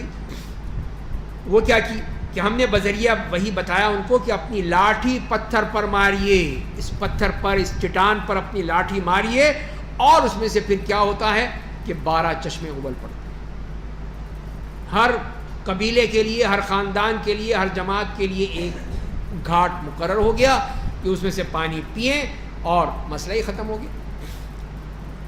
تو فرمایا کہ تمام لوگوں نے اپنے اپنے گھاٹ پہچان لیے، اور پھر ہم نے بادل کا سایہ کر دیا، ان پر من و سلوہ اتار دیا، اور کہا ہم نے تمہیں جو اچھی چیزیں بطور روزی دی ہیں انہیں کھاؤ۔ انہیں ہم پر ظلم نہیں کیا بلکہ خود اپنے حق میں ظلم کیا۔ تو اس طرح دیکھیے کہ اللہ تعالیٰ نے ان بنی اسرائیل پر کتنے بڑے احسانات کیے، کہ وہاں سے نکالا ان کو مصر سے، فرعون کے ظلم و ستم سے بچایا ان کو، اور پھر یہاں پر لے آئے طور سینا میں۔ اب یہاں پہ انتظامات کر دیے ان کے، 12 جماعتیں بنا دی، 12 گروہ، 12 قبیلے، پانی کے گھاٹ اتار دی، بتا دی کہ یہ تمہارا ہے پانی، اسے تم نے پینا ہے، اسے تم نے پینا ہے۔ پھر ان کو کھانا بھی دے دیا، آسمان سے کھانا بھی آ گیا، من و سلوہ۔ بادل سے کہا ذرا سایہ بھی کر دو ان کے اوپر۔ یہ سارا کیوں کیا اللہ نے؟ وہ اسی لیے کہ یہ قوم جو غلامی سے نکلی تھی، جہالت سے نکلی تھی، شرک و بدعات سے نکلی تھی، اس کی صفائی بھی تو کرنی تھی۔ تو 40 سال تک ان کو چھوڑ دیا کہ وہاں پر وہ اس صحرا میں بھٹکتے رہیں گے، اور جو نئی نسل پیدا ہوگی وہ ہوگی جو آزاد فضا میں پیدا ہوگی۔ تو یہ جو غلام ہیں، ان سب کا خاتمہ، ان سب کو ختم کر دیا جائے گا، اور ان کی جگہ جو آزاد نسل پیدا ہوگی وہ ہوگی جو صحیح معنی میں اللہ کی بات کو مانے گی۔ تو یہ تھا معاملہ سارا۔ تو اللہ تعالیٰ نے ان کی وہاں پہ انتظامات کر بھی دیے، اور لیکن ان کو بتا دیا کہ دیکھو تم نے جو اللہ کے احکام کے مطابق چلنا ہے وہی کرنا ہے۔ اس کی مثال بھی دے دی ان لوگوں کے بارے میں۔ بنی اسرائیل اتنے کوئی آسان لوگ تو نہیں تھے، انتہائی ڈھیٹ قسم کے لوگ. اور جب ان سے کہا گیا کہ تم لوگ اس بستی میں سکونت اختیار کر لو, رہو یہاں پر اب تم, اور جہاں سے چاہو اس میں پیدا ہونے والی چیزوں کو کھاؤ, جو ملتا ہے کھاؤ, تم یہاں سے تو نکل آئے. تو اب جب یہ سارے یعقوب علیہ السلام کے جو 12 بیٹے تھے, ان کی اولاد سب وہ بہت بڑی ہو گئی, اب تعداد بڑھ گئی. اب یہی جیسے میں نے عرض کیا کہ وہ آزاد فضا میں پیدا ہوئے تھے, اس لیے ان سے کہا کہ اب جاؤ تم, اب رہو, کھاؤ پیو, مزے کرو, لیکن کرنا کیا ہے, وقولوا حطہ, لیکن حطہ کہنا ہے, یعنی اے اللہ ہمارے گناہ معاف کر دو, اللہ سے دعا کرو. وادخلوا الباب سجدا, اور دروازے میں سے جھک کر جانا, دروازہ نیچا تھا اس میں سے جھک کر جانا تھا, تو ہم تمہارے گناہ معاف کر دیں گے اور ہم نیک عمل کرنے والوں کو مزید دیتے ہیں, اور بھی دیں گے تمہیں, لیکن تو ہماری بات مانو. تو پس ان میں سے جو لوگ ظالم تھے انہوں نے اس کے بجائے کوئی اور بات کہہ دی کہ جس کا انہیں حکم دیا گیا تھا. حطہ نہیں کہا, ہنتا کرنا شروع کر دیا. گندم کا دانہ کھانے کی فکر ہے, بس پیسے کی, دولت کی فکر. تو ہم نے ان کی زیادتیوں کی وجہ سے ان پر آسمان سے ایک عذاب بھیج دیا. تو بات جو مانتے نہیں اللہ کی, تو ان کا معاملہ یہی ہوتا ہے. یہ تو اللہ تعالیٰ نے ان کی وہ بتائی نافرمانی. اب ایک اور مثال دی ان کی اخلاقی اور دینی پستی کی, کتنے ذلیل لوگ تھے یہ. وَاسْأَلُوا عَنِ الْقَرْيَةِ الَّتِي كَانَتْ حَاضِرَةَ الْبَحْرِ, آیت نمبر 163 میں, کہ آپ ان سے اس بستی کا حال پوچھیے جو سمندر کے کنارے واقع تھی. جب اس بستی کے رہنے والے ہفتے کے دن اللہ کے بارے میں اللہ کے حدود سے تجاوز کرتے تھے, کہ منع کیا تھا کہ نہیں کرنا شکار, اسی دن کرتے تھے. جب مچھلیاں ہفتے کے دن اپنا سر نکالے ان کے پاس آ جاتی تھیں, خوب اکڑ کے, سینہ تان کے, تو آ جاؤ. اب یہ للچاتے رہے, کیا کریں, مچھلی تو سامنے کھڑی, پکڑ سکتے نہیں. آزمائش دیکھیں, ابتلا اور آزمائش اللہ کی طرف سے کہ کرو شکار, اب پھر دیکھو کیا ہوتا ہے تمہارا. لیکن یہ بھی تو یہودی تھے نا, کچھ کم تو نہیں تھے کسی سے. تو جب ہفتے کے دن نہیں ہوتا, مچھلیاں آتی نہیں تھیں. مچھلیوں نے بھی کہا تھا اچھا آج تو نہیں آئیں گے, ہڑتال, وہ آتی نہیں تھی. اب ہفتے کے دن خوب ڈٹ کے آتی تھی. یہ بڑا مسئلہ ہو گیا ان کے لیے. اور ہم نے ایسا اس لیے کیا تاکہ ان لوگوں کے گناہوں کی وجہ سے انہیں آزمائش میں ڈالا جائے. یہ آزمائش تھی, امتحان تھی کہ تم مانتے ہو کہ نہیں مانتے ہو ہماری بات. اور جب ان کی ایک جماعت نے کہا کہ تم ایسے لوگوں کو کیوں واضح و نصیحت کرتے ہو جنہیں اللہ یا تو ہلاک کرنے والا ہے یا تو سخت عذاب دینے والا ہے, تو انہوں نے کہا کہ تاکہ ہم اپنے رب کے حضور معذور سمجھے جائیں, اور ممکن ہے کہ وہ لوگ اللہ سے ڈرنے لگیں. تو یہ پہلی قوم یہ تھی, پہلا گروہ یہ کہ جو ان کو روک رہے تھے, ان کو منع کر رہے تھے, دیکھو یہ مت کرو. تو اسی لیے کہا گیا کہ یہ تو مارے جائیں گے سب, تو تم انہیں کیوں کہہ رہے ہو, تاکہ ٹھیک ہے اللہ کی یہاں معذرت تو ہو جائے گی کہ اے اللہ ہم نے منع کیا تھا, امر بالمعروف والنہی عن المنکر, ہم نے منع کیا تھا لیکن نہیں مانے یہ لوگ, لیکن اللہ کے یہاں ان کا معاملہ جو ہے صحیح ہو جائے گا. تو فرمایا کہ پھر جب وہ لوگ ان باتوں کو بھول گئے جن کی انہیں یاد دلائی جاتی تھی, تو ہم نے ان لوگوں کو عذاب سے بچا دیا جو لوگوں کو برائی سے روکتے تھے, اور ظالموں کو ان کے گناہوں کی وجہ سے سخت عذاب میں مبتلا کر دیا. اس طرح اللہ نے ان کی بچت تو ہو گئی, اس لیے کہ وہ روک رہے تھے کہ یہ مت کرو, یہ اللہ کا تم یہ جرم کر رہے ہو, گناہ کر رہے ہو. اور ان لوگوں کو پکڑ لیا جو عذاب آ گیا جن لوگوں نے نہیں مانے تھے, ہیلے کیے کہ جال ڈال دیے رات کو پہلے سے, اور اتوار کو کہا کہ ہم سارے جال اٹھا لیں گے, مچھلیاں آ جائیں گی اس میں. تو پھر جب انہوں نے ان امور کے سلسلے میں حد سے تجاوز کیا, تو جن سے انہیں روکا گیا تھا, تو ہم نے ان سے کہہ دیا کہ تم لوگ ذلیل بندر بن جاؤ. تو ان کو بندروں کی طرح, ذلت و رسوائی کی طرح کہ اس میں وہ چیختے چیختے وہی مر گئے, اور ان کو عذاب میں آ گیا, اس لیے کہ انہوں نے اللہ کے احکام کو نہیں مانا تھا, اللہ تعالیٰ نے منع کیا تھا. یہی تو آزمائش ہوتی ہے. جیسے ان یہودیوں کو آزمایا گیا, اسی طرح ہمیں آزمایا گیا کہ احرام کی صورت میں تم نے شکار نہیں کرنا, خشکی کا شکار کچھ بھی ہو جائے نہیں کرنا, اس لیے کہ تم احرام میں ہو. تو یہ بھی ہمارے لیے آزمائش, اگر ہم کریں گے تو مارے جائیں گے. تو فرمایا جب آپ کے رب نے خبر دی کہ وہ قیامت تک ان پر ایسے لوگوں کو مسلط کرتا رہے گا جو انہیں سخت سزا دیا کریں گے, سخت عذاب دیا کریں گے, تو قیامت تک کے لیے اللہ تعالیٰ نے یہودیوں کے لیے یہ قانون بنا دیا کہ ان کے اوپر طرح طرح کے لوگ آئیں گے. تو سب سے پہلے موسیٰ علیہ السلام نے 7 سال تک ان پر ٹیکس لگائے رکھا. پھر سلیمان علیہ السلام کے بعد بابل کا بادشاہ تھا بخت نصر، اس نے تہ و تاراج کر دیا، مردوں کو قتل کیا، عورتوں اور بچوں کو غلام بنا لیا، اور 70 سال تک یہ بھٹکتے رہے.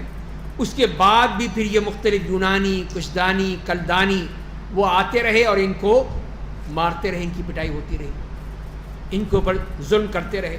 اور یہاں تک کہ عیسیٰ علیہ السلام کی ولادت کے 71 سال بعد بھی ان پہ رومانیوں کا قبضہ ہو گیا، جنہوں نے انہیں وہاں سے نکال دیا. اور اسی طرح پھر یہاں سے پھر ان کی جو فلسطین میں حکومت قائم ہوئی، تو یہ بھی امریکی اور برطانیہ کی سب سازش تھی. ان کا یہ ناجائز بچہ ہے کہ جو انہوں نے پال کے یہاں پہ بنا دیا. تو یہ ہے کہ اس طرح ان کو ذلیل کرنے کا معاملہ ہوتا ہے. یہ ذلیل ہوتے ہیں لیکن ایسے ڈھیٹ ہیں کہ مانتے نہیں. آج بھی یہ غزہ پر وہ بمباریاں کر رہے ہیں، مار رہے ہیں فلسطینیوں کو. انہوں نے کیا کیا تھا؟ صرف انہوں نے وہ ان کے پاس اپنے ہاتھ بنائے ہوئے وہ میزائل بنائے اور ان کے اوپر داغ دیے.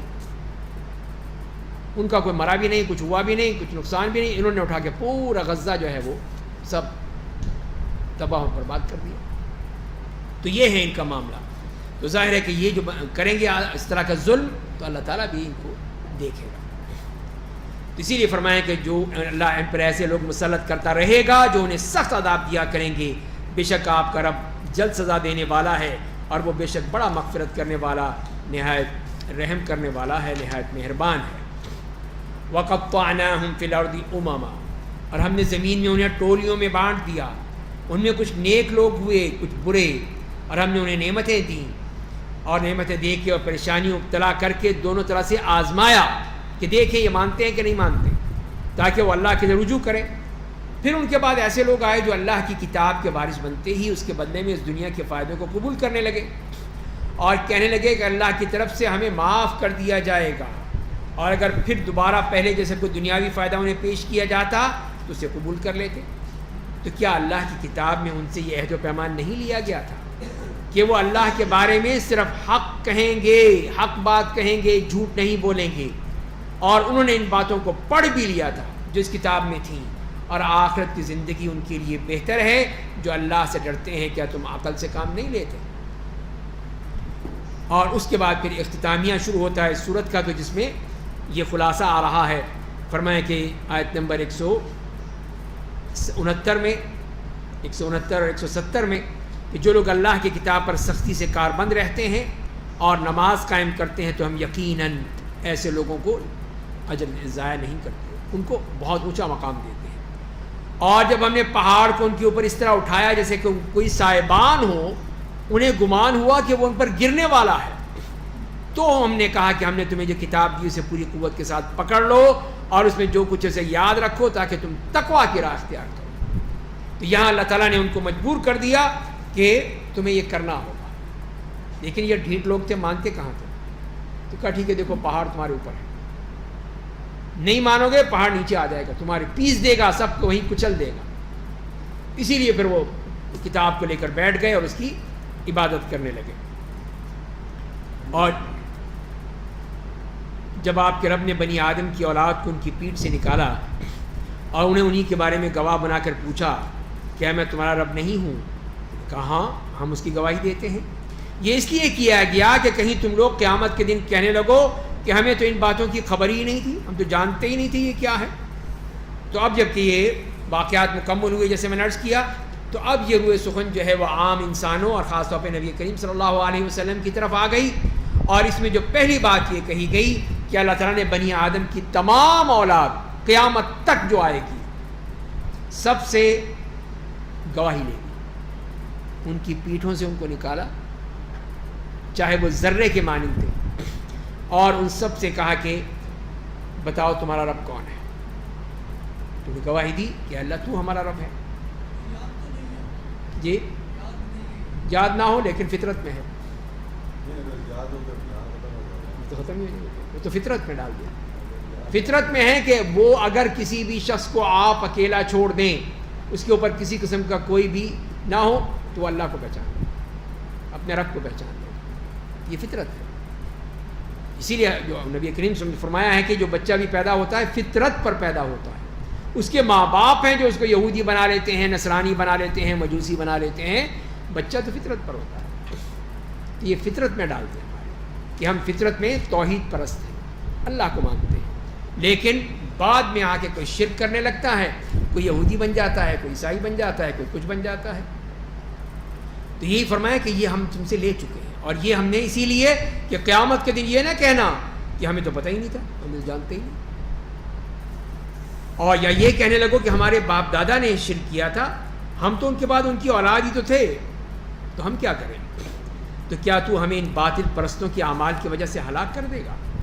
اور ہم اپنی آیتوں کو اسی طرح کھول کھول کر بیان کرتے ہیں تاکہ وہ لوگ اللہ کی طرف سے رجوع کریں, اللہ کی طرف لوٹ آئیں, سوچیں کہ اللہ تعالیٰ نے کیا حکم کیا ہے.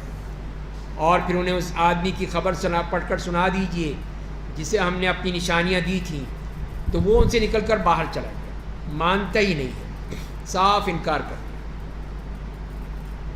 تو فرمایا کہ شیطان اس کے پیچھے لگ گیا, پھر وہ گم گشتہ راہ لوگوں میں سے ہو گیا, گمراہوں میں چلا گیا.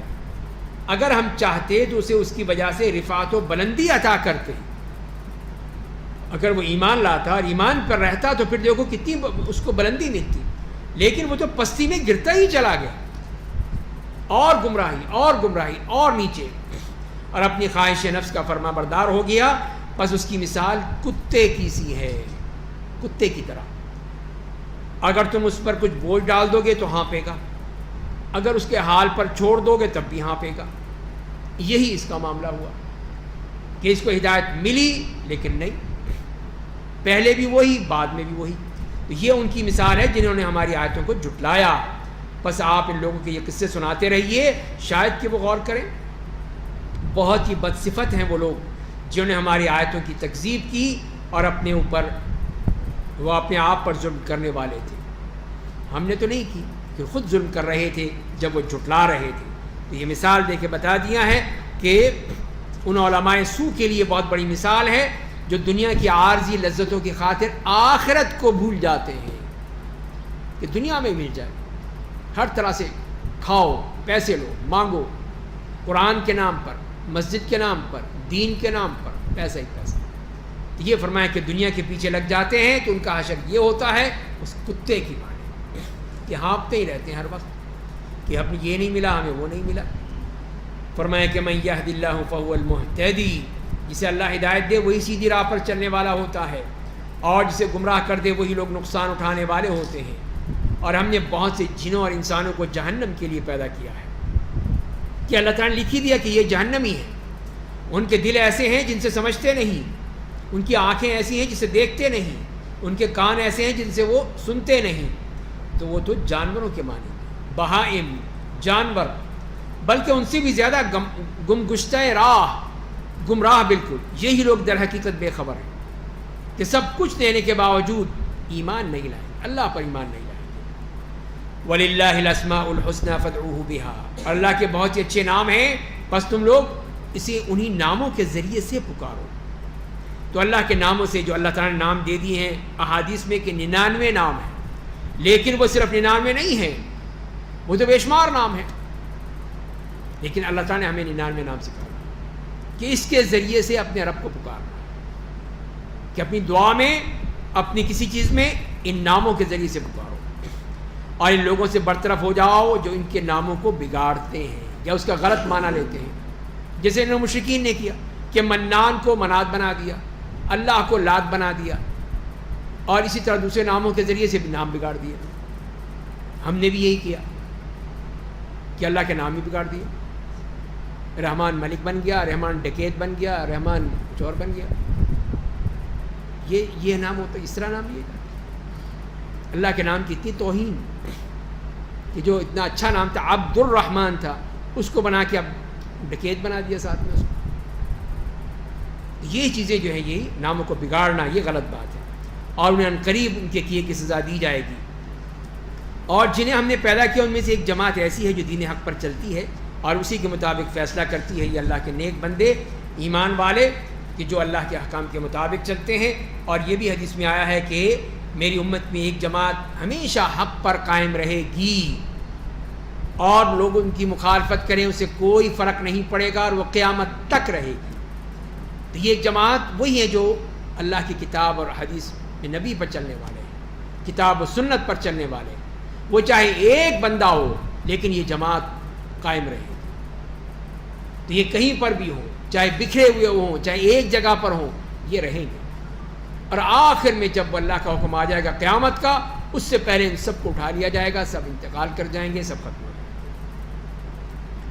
فرمایا کہ جو لوگ ہماری آیتوں کی تکذیب کرتے ہیں ہم انہیں ہلاکت تک اس طرح پہنچا دیتے ہیں کہ انہیں خبر بھی نہیں ہوتی، اور میں انہیں ڈھیل دیتا ہوں، ان کی رسی دراز کرتا رہتا ہوں، بے شک میری تدبیر بہت مضبوط ہوتی ہے۔ کیا وہ غور و فکر نہیں کرتے کہ وہ آدمی جو ان کے ساتھ مجنون نہیں ہے اور وہ محض صاف صاف ڈرانے والا ہے، جس کو تم کہہ رہے ہو کہ یہ مجنون ہے، نبی کو، رسول کو، نبی کریم صلی اللہ علیہ وسلم کو، وہ تو نذیر ہے، ڈرانے کے لیے آیا ہے۔ کیا انہوں نے آسمان اور زمین کی تدبیر سلطنت اور اللہ کی دیگر تمام مخلوقات پر غور نہیں کیا، اور اس بات پر کہ شاید ان کی موت کا وقت قریب آ گیا؟ تو اب اس قرآن کے بعد وہ کس بات پر ایمان لائیں گے؟ اللہ جسے گمراہ کر دیتا ہے اسے کوئی ہدایت نہیں دے سکتا، اور وہ انہیں سرکشی میں بھٹکتا ہوا چھوڑ دیتا ہے۔ تو یہ اللہ کا فیصلہ جہاں پر آ جائے تو وہاں پہ پھر وہ چیز بدل نہیں سکتی جس کے بارے میں اللہ نے فیصلہ کر دیا کہ یہ بھٹکتا رہے گا، گمراہ ہوگا، جہنمی ہے، تو وہ جہنم میں رہے گا۔ یسألونک عن الساعہ، کہ لوگ آپ سے قیامت کے بارے میں پوچھتے ہیں کہ کب آئے گی، آپ کہہ دیجیے کہ اس کا علم تو صرف میرے رب کو ہے، اسے اس کے وقت مقررہ پر اللہ کے علاوہ کوئی ظاہر نہیں کرے گا۔ جب اس کا معاملہ ہوگا تو اچانک آ جائے گی، کسی کو ایک لمحے کی مہلت نہیں ملے گی۔ تو فرمایا کہ وہ آسمان و زمین کا ایک بھاری بات ہے، وہ تمہارے سامنے اچانک آ جائے گی۔ لوگ آپ سے اس طرح پوچھتے ہیں کہ جیسے آپ ہر دم اس کی کرید میں لگے ہوئے ہیں۔ آپ کہیے کہ اس کا علم صرف اللہ کو ہے، لیکن اکثر لوگ جانتے نہیں ہیں۔ اور اگلی آیت نمبر 188 میں فرمایا کہ آپ کہیے میں تو اپنے نفع نقصان کا مالک نہیں ہوں، میں اپنے بارے میں کچھ نہیں کہہ سکتا کہ یہ چیز میرے ملے گی نہیں ملے گی، اور سوائے اس کے جو اللہ چاہے۔ اگر میں غیب کا علم ہوتا تو میں بہت ساری بھلائیاں اکٹھا کر لیتا۔ جب مجھے پتہ چل جائے کہ آئندہ یہ ہونے والا ہے، یہ ہونے والا ہے، قحط آنے والا ہے، میں جلدی جلدی ساری چیزیں خرید کے رکھ لوں گا اپنے گھر میں کہ مجھے کچھ نہیں ہوگا، لوگ چاہے بھوکے مریں۔ تو یہی فرما رہے ہیں کہ اگر مجھے غیب کا علم ہو جاتا تو میں سب کچھ اپنے لیے بھلائیاں اکٹھی کر لیتا اور مجھے کوئی تکلیف نہ پہنچتی۔ میں تو صرف ایمان والوں کو جہنم سے ڈرانے والا اور جنت کی خوشخبری دینے والا آیا ہوں، میرا کام تو یہ ہے۔ باقی جو تم کہہ رہے ہو اس کا مجھ سے کوئی تعلق نہیں ہے، میں اس کے لیے نہیں آیا، میں اس کام کے لیے آیا ہوں۔ اسی نے تم سب کو ایک جان سے پیدا کیا ہے اور اسی سے اس کی بیوی کو پیدا کیا، یعنی کہ حضرت آدم علیہ السلام کے بارے میں یہ مثال دے دی تاکہ اس کے پاس آرام کرے۔ بس جب اس نے اس سے تعلق کیا اسے ہلکا سا حمل قرار پا گیا جس کے ساتھ چلتی پھرتی رہی۔ پھر جب وہ بھاری ہو گئی تو دونوں نے اپنے رب اللہ سے دعا کی، اگر تو نے ہمیں تندرست بچہ دے دیا تو ہم یقیناً تیرے شکر گزار بندے بن جائیں گے، ہم ضرور تیرا شکر ادا کریں گے، اللہ تو ہمیں اچھا صحت مند بچہ دے دے۔ تو یہی ہوا، اللہ نے ان دونوں کو تندرست بچہ دے دیا۔ تو انہوں نے کیا کیا؟ اللہ نے انہیں جو دیا تھا اس میں اللہ کا دوسروں کو شریک بنانے لگے۔ وہ اللہ دتا نہیں، وہ پیراں دتا بن گیا۔ یہ تو پیروں نے دیا، پیراں دتا ہے۔ تو یہی ہے کہ اللہ نے جو دیا تھا انہوں نے کسی اور کو شریک کر دیا۔ یہ کیا کیا؟ یہی فرمایا کہ یہ ان کا معاملہ ہے۔ تو فرمایا کہ اللہ ان کے شرکی اعمال سے برتر و بالا ہے۔ کیا وہ اللہ کا شریک اپنے ان معبودوں کو بناتے ہیں جو کوئی چیز پیدا نہیں کرتے، جو خود اللہ کی مخلوق ہیں، خود اللہ کی مخلوق ہیں، اللہ کے بندے ہیں، وہ کیا دیں گے تمہیں؟ اور تم کہہ رہے ہو کہ انہوں نے دیا ہے ہمیں، اور نہ وہ اپنی عبادت کرنے والوں کی مدد کر سکتے ہیں، نہ خود اپنی مدد کر سکتے ہیں۔ وَإِن تَدْعُوهُمْ إِلَى الْهُدَىٰ، اور اگر تم انہیں راہ راست کی طرف بلاؤ گے تو تمہاری پیروی نہیں کریں گے۔ تم انہیں بلاؤ یا چپ رہو، نہ بلاؤ، دونوں ہی بات تمہارے لیے برابر ہے، کوئی فائدہ نہیں ہوگا، اس لیے کہ سب کچھ بیکار ہو چکا ہے۔ ان کے کان، ان کی آنکھیں، ان کے دل، ہر چیز ختم ہو چکی ہے، تو کوئی فائدہ نہیں ہوگا۔ یہی فرمایا اللہ تعالیٰ نے کہ بے شک اللہ کے سوا جنہیں تم پکارتے ہو وہ تم ہی جیسے اللہ کے بندے ہیں، تم انہیں پکارو، اگر تم سچے ہو تو انہیں تمہاری پکار کا جواب دینا چاہیے۔ پھر جواب دیں تمہاری، کیا ان کے پاؤں ہیں جن سے وہ چلتے ہیں، یا ان کے ہاتھ ہیں جن سے وہ چھوتے ہیں، یا ان کی آنکھیں ہیں جن سے وہ دیکھتے ہیں، یا ان کے وہ کان ہیں جن سے وہ سنتے ہیں؟ آپ کہیے کہ تم اپنے معبودوں کو بلا لو، پھر میرے خلاف مل کر سازش کرو، مجھے کوئی مہلت بھی نہ دو، جو کرنا ہے کر لو۔ تو کھلا اعلان، کھلا چیلنج ان کے لیے کہ تم جو اپنے یہ بت بنا رکھے ہیں ذرا کر کے دکھاؤ مجھے، یہ کیا کریں گے؟ تو فرمائیں کہ بے شک میرا یار و مددگار وہ اللہ ہے جس نے قرآن نازل کیا ہے، اور وہ نیک لوگوں کا ہمیشہ ہی یار و مددگار ہوتا ہے، وہ ہے مدد کرنے والا اللہ۔ یہ بت کیا کریں گے؟ یہ قبر میں مردہ یہ کیا کریں گے؟ یہ کچھ نہیں کر سکتے۔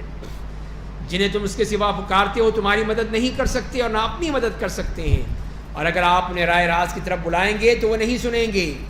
آپ کو ایسا لگتا ہے گویا وہ آپ کی طرف دیکھ رہے ہیں، حالانکہ وہ بصارت سے محروم ہیں، کہ اپنی پتھریلی آنکھیں، وہ ڈیلے جو بنا رکھے ہیں ان کے پتھر کے، وہ نظر آتا ہے کہ دیکھ رہے ہیں، حالانکہ وہ دیکھ ہی نہیں سکتے، ان کے اندر جان تھوڑی ہے کہ وہ دیکھ لیں گے۔ تو لہذا پھر نبی کریم صلی اللہ علیہ وسلم سے کہا گیا کہ آپ عفو درگزر اختیار کیجیے، معاف کر دیجیے ان کو، بھلائی کا حکم دیجیے، نادانوں سے اعراض کیجیے، اور اگر کوئی شیطانی وسوسہ آپ کو اکسائے تو اللہ کے ذریعے پناہ مانگیے، اللہ تعالیٰ پناہ دے گا آپ کو، بے شک وہ سب سے بڑا سننے والا اور سب سے زیادہ جاننے والا ہے۔ بے شک اللہ سے ڈرنے والوں کو جب شیطان کی طرف سے کوئی وسوسہ لاحق ہوتا ہے تو وہ اللہ کی یاد کرنے لگتے ہیں، پھر وہ اچانک بصیرت والے بن جاتے ہیں۔ جو اللہ کے رجوع کرتا ہے پھر تو اللہ تعالیٰ اس کی مدد فرماتے ہیں۔ تو فرمایا کافروں کے شیطان بھائی انہیں کھینچ کر گمراہی میں پہنچا دیتے ہیں اور اس بارے میں کوئی کسر نہیں چھوڑتے، اور جب آپ ان کی مانگ کے مطابق کوئی نشانی نہیں لاتے تو یہ پھر کیا کہتے ہیں؟ مذاق اڑاتے ہیں، کہتے ہیں کہ اچھا تم نے خود ہی بنا لیتے، اگر نہیں ہے اوپر سے نہیں آ رہا تو تم خود تو بنا لو۔ پھر آپ کہیے میں تو اسی کی پیروی کرتا ہوں جو میرے رب کی طرف سے بطور وحی مجھ پر نازل ہوتا ہے۔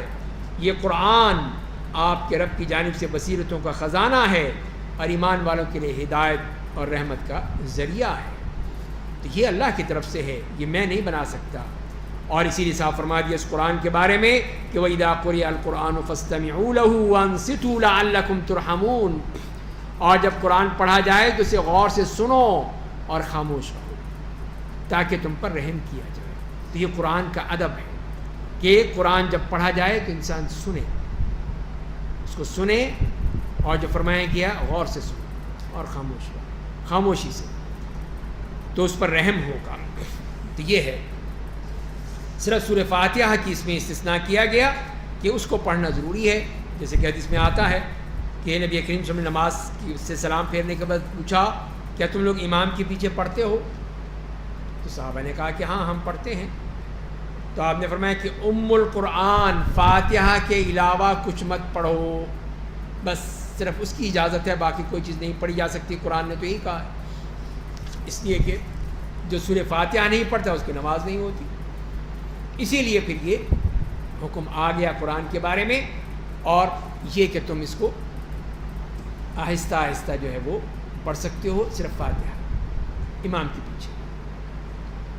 اور پھر اور ادب بتائے تو فرمایا کہ آپ اپنے رب کی صبح و شام عاجزی کے ساتھ ڈرتے ہوئے بغیر اونچی آواز کے اپنے دل میں یاد کیجیے، اپنے اور غافلوں میں ہو جائیے۔ بے شک جو فرشتے آپ کے رب کے پاس ہیں وہ اس کی عبادت سے تکبر سے وجہ سے انکار نہیں کرتے اور اس کی پاکیزگی بیان کرتے ہیں اور اس کے لیے سجدہ کرتے رہتے ہیں۔ تو یہاں پر ذکر الہی کے بتا دیا کہ اصل یہ ہے کہ بندہ اپنے دل میں یاد کرے۔ دل غافل ہے، زبان چل رہی ہے تو اسے ذکر الہی نہیں کہیں گے، بلکہ وہ ہے کہ اللہ تعالیٰ کو چپ کے یاد کرے تاکہ ریاکاری نہ پیدا ہو، اور اس کے ساتھ ساتھ خوب گریہ زاری اختیار کرے، گناہوں کا اعتراف کرے، اللہ کا خوف اس کے خشیت دل پر طاری ہو، آواز اونچی نہ کرو۔ اسی لیے کہ جیسے حدیث میں آتا ہے کہ تم کسی گونگے بہرے کو نہیں پکار رہے، تم اللہ کو پکار رہے جو تمہاری ہر بات کو سنتا ہے، جانتا ہے۔ تو زبان دل کا ساتھ دے، جو دل میں ہے وہی زبان پر ہونا چاہیے، اور ذکر الہی صبح و شام ہو اور اسی طریقے کے مطابق ہو جو کہ اللہ کے رسول صلی اللہ علیہ وسلم نے کیا ہے. یہ نہیں ہے کہ ہم اپنی طرف سے اللہ اللہ کہہ کے ضربیں لگاتے رہیں. یہ تو نہیں کیا تھا صحابہ کرام. جو صحابہ نے کیا ہے ذکر الہی کا طریقہ وہ ہے اصل طریقہ جو نبی کریم صلی اللہ علیہ وسلم سے سکھایا ہے. یہاں سجدہ تلاوت ہے, سجدہ کریں.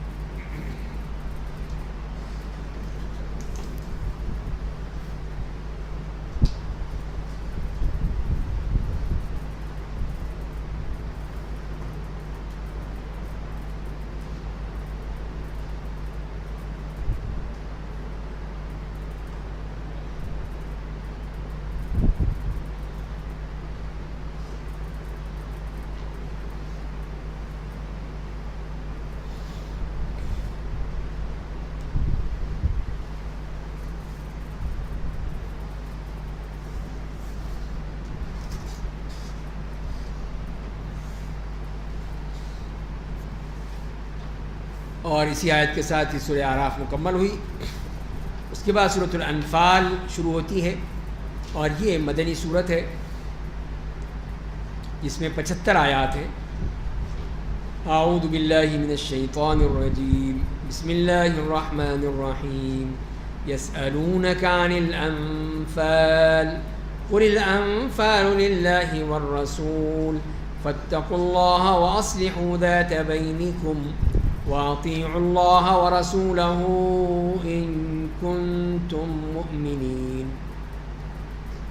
تو یہاں پہ سورہ انفال میں جو پہلے ان 4 آیات میں سچے مومنوں کو آخرت میں مغفرت اور دنیا میں رزق کریم کی بشارت دی گئی ہے کہ یہ اللہ تعالیٰ کی طرف سے تمہیں ملے گا.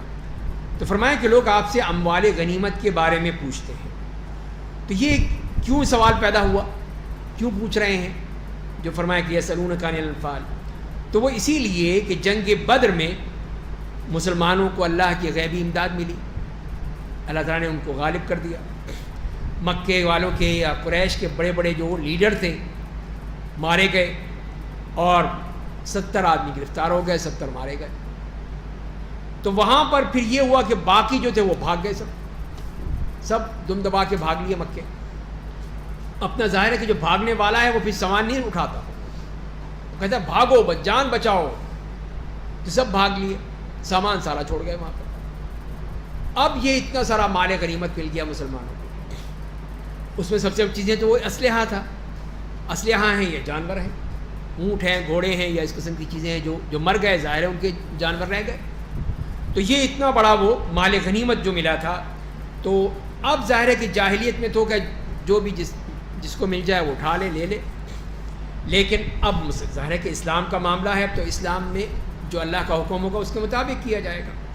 تو اسی لیے مسلمانوں نے یہی پوچھا کہ اب یہ جو مال غنیمت ہم نے حاصل کیا ہے یہ ہم کیسے تقسیم کریں, کیا کریں؟ جس کو جو مل جائے وہ لے جائے, یا کوئی اس کا ضابطہ ہے, قاعدہ ہے, کوئی رولز ریگولیشنز ہیں یا نہیں ہیں؟ تو یہاں تو صرف یہ کہا گیا کہ لوگ آپ سے انفال کے بارے میں پوچھ رہے ہیں, مال غنیمت کے بارے میں پوچھ رہے ہیں. لیکن اس کا جواب جو آیا ہے وہ آیت نمبر 41 میں آیا.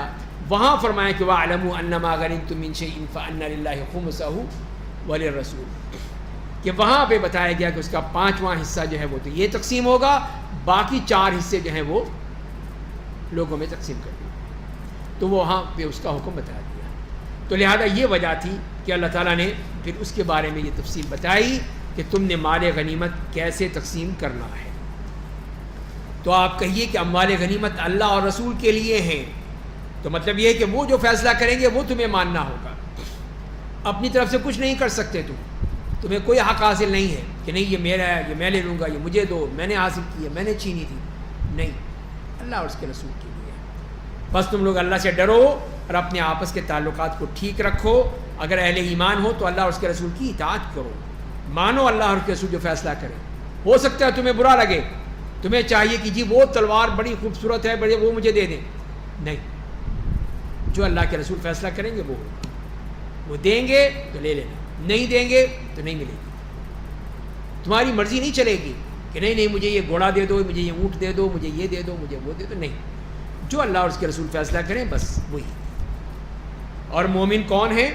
مومنوں کی صفات بتا دی کہ انما المؤمنون الذین اذا ذکر اللہ وجلت قلوبهم, اور بے شک مومن وہی لوگ ہیں جب ان کے سامنے اللہ کا ذکر آتا ہے تو ان کے دل پر خوف طاری ہو جاتا ہے، اور جب ان کے سامنے اس کی آیتوں کی تلاوت کی جاتی ہے تو ان کا ایمان بڑھا دیتی ہے، ایمان اور بڑھ جاتا ہے۔ یہی تو اللہ نے وعدہ کیا تھا ہم سے، یہی تو اللہ نے کہا تھا، یہ ہو کر ہو گیا تو ایمان اور بڑھ گیا اور یقین بڑھ گیا اللہ کے اوپر۔ یہ دیکھو سب اللہ کے حکم سے سب کچھ وہی ہو گیا جو انہوں نے کہا تھا۔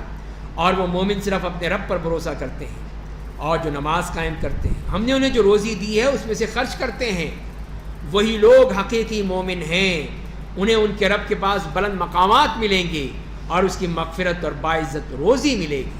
تو یہاں پہ مغفرت و رزق کریم، تو یہ ہے وہ رزق کریم جو اللہ تعالیٰ ان کو دے گا، کہ وہ جو پہلے کہیں بھوک میں افلاس میں کہیں کھانے کو نہیں ہوتا تھا، کہاں اللہ تعالیٰ نے کتنی بڑی دولت دے دی، کتنا بڑا اللہ کا انعام مل گیا کہ اللہ نے ان کو دے دیا۔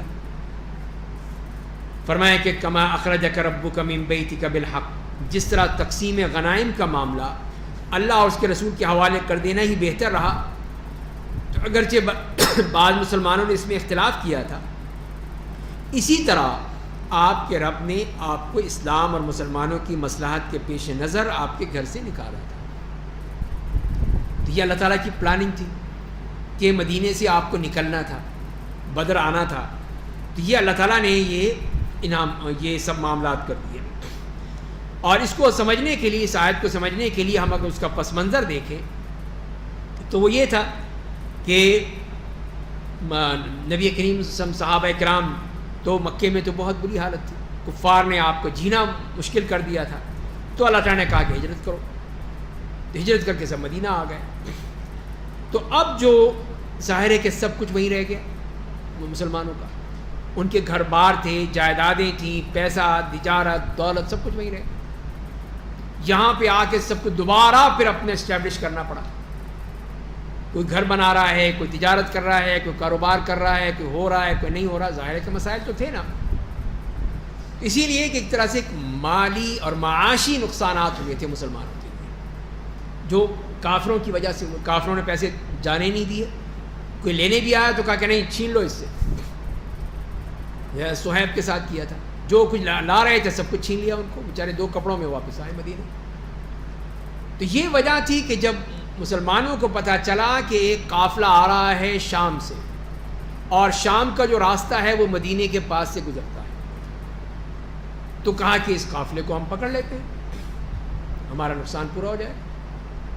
جنگ ہے نا، تو جنگ میں تو ہر چیز جائز ہے، اور یہ مسلمانوں کا حق بھی تھا کہ اتنا بڑا نقصان پہنچایا ان کافروں نے، مسلمانوں کو زک پہنچائی تھی کہ مسلمانوں کے سارے گھر لوٹ لیے، مسلم کے پیسے لوٹ لیے، ان کو کوئی چیز آنے نہیں دی، نقصان پہنچایا۔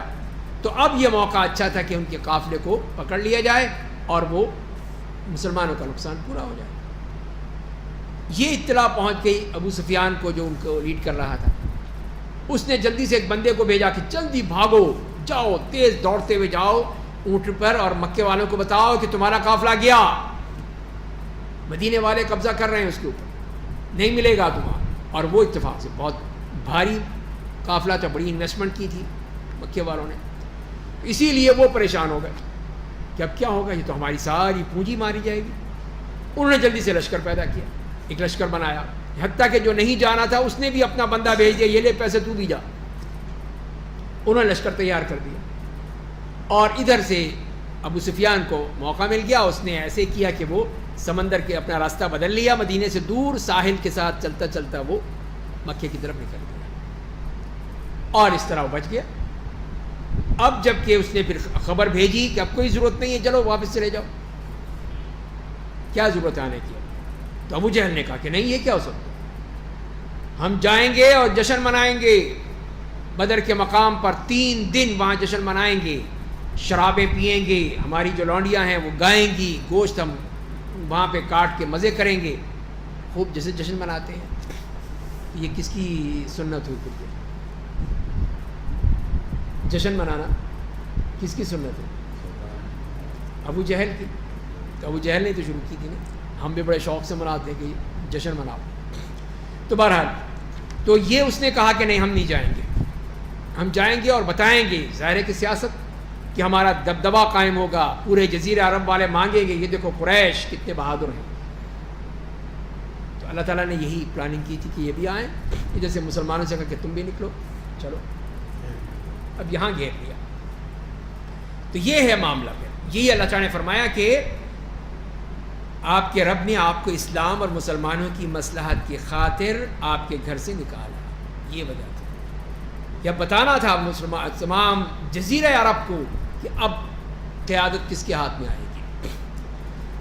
اگرچہ مسلمانوں کی جماعت نے اسے بارے گراں سمجھ رہی تھی، وہ لوگ حق اللہ کا وعدہ کہ وہ تجارتی قافلہ اور لشکر قریش دونوں میں سے ایک پر مسلمانوں کو غلبہ دے گا، یہ اللہ کا وعدہ تھا۔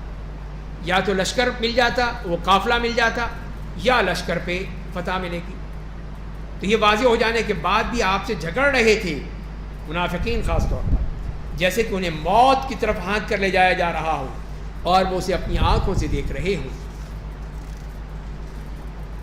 تو بہرحال جب آپ کو اطلاع مل گئی کہ مکے والے بھی چل پڑے ہیں، قافلہ تو چلا گیا، نکل گیا، تو آپ بھی چل پڑے، پھر آپ کے پاس جو بھی تھے۔ لیکن آپ کا مقصد تو اس وقت لشکر کا تھا ہی نہیں، آپ کا مقصد تو قافلے کو پکڑنا تھا۔ تو یہ جنگ کب ہوئی تھی؟ رمضان کے اسی مہینے میں، 17 رمضان مبارک کو، جس میں اللہ تعالیٰ نے ان کافروں کو شکست فاش دی۔ تو فرمایا کہ جب اللہ نے تم سے وعدہ کیا تھا کہ وہ دونوں جماعتوں میں سے اس قافلہ یا لشکر ایک تمہارے قبضے میں آ جائے گا، ایک تمہیں ضرور ملے گا، اور تم چاہتے تھے کہ تمہارے ہاتھ وہ جماعت آ جائے جس میں کانٹا بھی نہ چبھے۔ یعنی تم تو چاہتے تھے کہ قافلہ مل جائے تمہیں، اس میں کتنے بندے ہوں گے؟ چند بندے ہوں گے بس، اور کتنے ہوں گے؟ ایک ان کا وہ امیر قافلے کا، اس کے ساتھ کچھ وہ اس کے گارڈز وارا ہو گئے یا خدمت گار ہو گئے چند، ان کو پکڑ کے پھڑکا دیں گے، لے لیں گے۔ تو فرمایا کہ تم تو یہ چاہ رہے تھے کہ اللہ چاہتا تھا کہ وہ اپنے احکام کے ذریعے دین حق کو راسخ کرے اور کافروں کی جڑ سے کاٹ دے۔ تو یہ جڑ کاٹی تھی اللہ تعالیٰ نے، تو وہ لشکر اس کی قافلے کی صورت میں نہیں ہو سکتا تھا کہ وہ تو پیسہ ہی تھا نا، پیسہ پھر بھی آ جائے گا، لیکن یہ بندے تو دوبارہ نہیں آئیں گے نا، تو لہذا ان کی جڑ کاٹنی تھی۔ تو اس کے لیے اللہ تعالیٰ نے پلاننگ کی تھی کہ غزوہ بدر میں یہ سب کچھ ہو کر رہے گا۔ جب تم ان سے ٹکراؤ گے، یہ 313 اور وہ 3 گنی ان کی فوج 1000 اس کے ساتھ تو تاکہ حق کو غالب اور باطل کو نیست و نابود کر دے۔ اگرچہ مجرم ایسا نہیں چاہتے، وہ نہیں پسند کرتے، لیکن اللہ کا پروگرام یہی تھا۔ اور جب تم لوگ اپنے رب سے فریاد کر رہے تھے تو نبی کریم صلی اللہ علیہ وسلم تو رات کو پھر اٹھے، یا اس وقت جب آپ نے صفیں کی تو قبلہ رخ ہو کر اللہ تعالیٰ سے دعا کرنی شروع کر دی کہ اے اللہ تو نے جو مجھ سے وعدہ کیا ہے اسے پورا کر دے، اے اللہ جو تو نے وعدہ کیا تھا مجھے عطا کر دے، اے اللہ اگر یہ مسلمانوں کی یہ جماعت ہلاک ہو گئی تو پھر تیری عبادت کوئی نہیں کرے گا۔ آج میں جو تھے سب کو لے آیا، تو لہذا تو میری مدد فرما۔ تو اللہ نے کہا کیوں نہیں، میں تمہاری مدد کروں گا۔ تو فرمایا کہ اسی لیے پھر اللہ نے تمہاری سن لی، اور میں 1000 فرشتوں کے ذریعے تمہاری مدد کروں گا۔ 1000 کی کمک آ گئی آسمان سے، جو یکے بعد دیگرے اترتے رہیں گے، باری باری ان کی پلٹنیں آتی رہیں گی۔ اللہ نے ملائکہ کو محض تمہاری خوشی کے لیے نہیں بھیجا تھا، اور تاکہ اس سے تمہارے دلوں کو اطمینان ملے، ورنہ فتح و نصرت تو صرف اللہ کی جانب سے ہوتی ہے۔ وہ صرف تمہیں کہ تم خوش بھی ہو جاؤ، تمہیں اطمینان بھی مل جائے، باقی فتح و نصرت اللہ کی طرف سے۔ بے شک اللہ زبردست بڑی حکمتوں والا ہے۔ جب اس نے اپنی طرف سے امن و سکون کے طور پر تم پر نیند طاری کر دی، تو یہ نیند جو اللہ کا بہت بڑا انعام ہوتا ہے، اور اس کے ذریعے سے سکون مل گیا، دشمن کا خوف ختم ہو گیا، سکون و اطمینان۔ تو یہ چیز اللہ نے پیدا کی، اور آسمان سے بارش بھیج دی تاکہ اس کے ذریعے تمہیں پاک کر دے۔ یہ دوسرا انعام کہ رات کو پھر بارش ہو گئی، اس سے کیا ہوا کہ ریتیلی زمین جو ہے وہ سخت ہو گئی، غبار مٹی سب ختم ہو گیا، اور مسلمانوں کے لیے، مجاہدوں کے لیے کر و فر کرنا، آگے بڑھنا آسان ہو گیا۔ اور ظاہر ہے مسلمان پہلے پہنچ گئے تھے، تو انہوں نے جو اپنی اسٹریٹجی کی تھی کہ اس علاقے کو پورے کو گھیر کے وہاں جتنے کنویں تھے سب ختم کر دیے، اور پھر جو اونچا علاقہ تھا اس پہ قبضہ کر لیا۔ اب جب کہ یہ قریش والے آئے، مکے والے، وہ جب وہاں پہنچے تو وہاں تو دقت ہو گئی، کوئی کنواں سلامت نہیں، سب کچھ ختم، پانی کی دقت ہو گئی۔ اور وہ دیکھا کہ مسلمان تو ادھر بیٹھے ہوئے ہیں اوپی، اب ان کو نیچی جگہ ملی، رات کو بارش ہو گئی، مسلمانوں کی جگہ اور پختہ ہو گئی، اس لیے کہ وہ پانی سے بہہ گیا وہ جگہ، اور وہ جگہ مضبوط ہو گئی، ان کی موومنٹ میں آسانی ہو گئی۔ اور نیچے جو بیٹھے تھے وہ کیچڑ بن گیا، جو نیچے تھے سب کفار، ان کے لیے کیچڑ ہی کیچڑ ہو گیا سارا۔ تو یہ دیکھیے اللہ تعالیٰ کی پلاننگ ساری کہ کس طرح ان کو پریشان کر دیا۔ اسی لیے فرمائیں کہ اللہ نے آسمان سے پانی بھیج دیا اور شیطانی وسوسوں کو تمہارے دلوں سے دور کر دیا، سکون و اطمینان جو دے دیا، تاکہ تم دل جمعی سے تم عطا کر دے اور ثابت قدمی عطا کر دے، تم خوب لڑو ان سے۔ اور جب آپ کے رب نے فرشتوں کے بذریعہ وحی بتایا کہ میں تمہارے ساتھ ہوں، اللہ بتا رہا ہے، اذ یوحی ربک، آپ کا رب وحی کر رہا ہے کہ میں تمہارے ساتھ ہوں، فثبتوا الذین آمنوا، تو ایمان والوں کو ثابت قدم رکھو، ان کی خوب مدد کرو، اور میں ان قریب کافروں کے دل میں روب ڈال دوں گا، چھوڑوں گا نہیں ان کو، اور کیا کروں گا، پس تم لوگ ان کی گردنوں پر اور ان کے ہر جوڑ پر ضربیں لگاؤ، فاضربوا فوق الاعناق واضربوا منهم كل بنان، کہ کوئی جوڑ سلامت نہ رہے ان کا، ان کی گردن سلامت ہے، یہاں مارو، ان کی گردنوں پہ مارو کافروں کی۔ فرشتوں کو بھی آرڈر جاری ہو گیا اللہ کا، یہ سزا انہیں اس لیے دی گئی کہ انہوں نے اللہ اور کے رسول کی مخالفت کی، اللہ اور اس کے رسول کی جو مخالفت کرتا ہے بے شک اللہ کا عذاب بہت سخت ہوتا ہے۔ یہ دنیاوی سزا ہے جسے تم چکھو اس دنیا میں، اور کافروں کے لیے یقیناً جہنم کا عذاب ہے، وہاں پہ تمہیں پتہ چلے گا کہ تم کس طرح دنیا میں کرتے رہے، اس کا مزہ وہاں چکھنا پڑے گا۔ اور پھر ایک اور اہم حکم آ گیا میدان جہاد سے، جس کا تعلق ہے کہ یا ایھا الذین آمنوا اذا لقیتم الذین کفروا زحفا فلا تولوهم الادبار، کہ ایمان والو جب تم میدان کارزار میں کافروں کے مقابلے میں آ جاؤ تو ان کی طرف پیٹ کر کے مت بھاگنا، بھاگنا نہیں ہے اب تم نے۔ اور جو شخص اس دن دشمن کو پیٹ دکھا دے گا، سوائے اس کے کوئی جنگی چال ہو یا کوئی کمک آ رہی ہو لشکر اسلام کی طرف سے، کوئی مزید لوگ آ رہے ہوں، ان سے ملنا مقصود ہو، تب تو ٹھیک ہے، لیکن اگر ایسا نہیں ہے تو وہ اللہ کے غضب کا مستحق ہوگا، اور اس کا ٹھکانہ جہنم ہوگا، اور وہ بہت بری جگہ ہے۔ تو یہ کبیرہ گناہ ہے کہ انسان میدان جنگ میں پیٹ دکھا کے بھاگ جائے اپنی جان بچانے کے لیے، تو یہ کر نہیں سکتے، لیکن صرف دو حالتوں میں۔ ایک حالت تو وہ ہے کہ جس میں یہ فرما دیا گیا کہ متحرفا للقتال، کوئی جنگی چال ہے، وار اسٹریٹجی، کہ جس کے ذریعے سے وہ کمانڈر کچھ کرنا چاہتا ہے کہ وہ اپنی فوج کو پیچھے کر لیتا ہے، کہ ان کو پھنسا دے، پھر ایک دم اچانک ان پر حملہ کر لے، تو یہ اس کا معاملہ ہے، وہ کر سکتا ہے۔ یا یہ ہے کہ کوئی لشکر آ رہا ہے پیچھے سے، کمک آ رہی ہے، تازہ دم لوگ آ رہے ہیں، تو یہ بیچارے تھکے ہوئے ہیں، زخمی ہیں، یا ابھی لڑنے کی مشکل ہو رہی ہے، تو یہ پیچھے ہٹ جائیں، وہ لوگ آگے آ جائیں، اس طرح تو ہو سکتا ہے، یہ تو جائز ہے۔ لیکن تیسری شکل نہیں ہے کوئی کہ سب بھاگ جائیں اور چھوڑ دیں مورچے کو، چھوڑ دیں کافروں کے لیے، دشمنوں کے لیے، یہ نہیں ہو سکتا۔ تو فرمایا کہ جو یہ کرے گا تو اس کا ٹھکانہ جہنم، اور وہ بہت ہی بری جگہ ہے۔ اور اگر فرار کا بھی یہ بھی ہے کہ فرار کی حرمت اس شرط کے ساتھ خاص ہے کہ دشمنوں کی تعداد مسلمانوں ایک مسلم مقابلے میں 2 سے زائد نہ ہو۔ اگر 2 سے زائد ہوگی تو انہوں نے لکھا کہ وہ فرار حرام نہیں ہوگا۔ تو جیسے کہ اسی سورت کی آیت نمبر 66 میں آئے گا کہ اللہ تعالیٰ نے تمہارے لیے آسانی کر دی اور تمہیں جان لیا کہ تم میں کمزوری ہے، تو اب یہ ہے کہ تم میں سے اگر 100 ہیں تو 200 پر بھاری، اگر 1000 ہیں تو 2000 پر بھاری۔ اس سے پہلے میں فرمایا تھا کہ 1 ہے تو 10 پر بھاری، 100 ہیں تو 1000 پر بھاری، 1 اور 10 کا ریشو تھا۔ جی اب یہ فرمایا کہ یہ تو بڑا مشکل ہے، اتنا تو نہیں کر سکتے۔ تو اللہ تعالیٰ نے فرمایا کہ 1 اور 2 کا تو کر سکتے ہو نا، 1 مسلمان 2 کافر، وہ ان پر بھاری ہونا چاہیے۔ یہاں تو ہے ہی نہیں، کچھ بھی نہیں، سب مل کر بھی 1 کافر پہ بھاری نہیں ہوتے، جو چاہے کروا لے ہم سے، ختم ہی ہو گیا، مسئلہ ہی ختم ہو گیا۔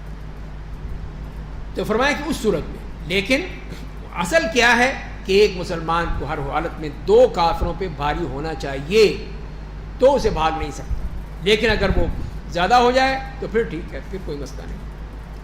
بس تم لوگوں نے انہیں قتل نہیں کیا بلکہ اللہ نے انہیں قتل کیا۔ اے میرے رسول، آپ نے ان کی طرف مٹی نہیں پھینکی، آپ نے جو کنکریاں پھینکی تھی ان کی طرف، تو فرمایا کہ آپ نے نہیں پھینکی، اللہ نے پھینکی، تاکہ اللہ مومنوں کو اپنی طرف سے اچھا انعام دے دے، بے شک اللہ خوب سننے والا، خوب جاننے والا ہے۔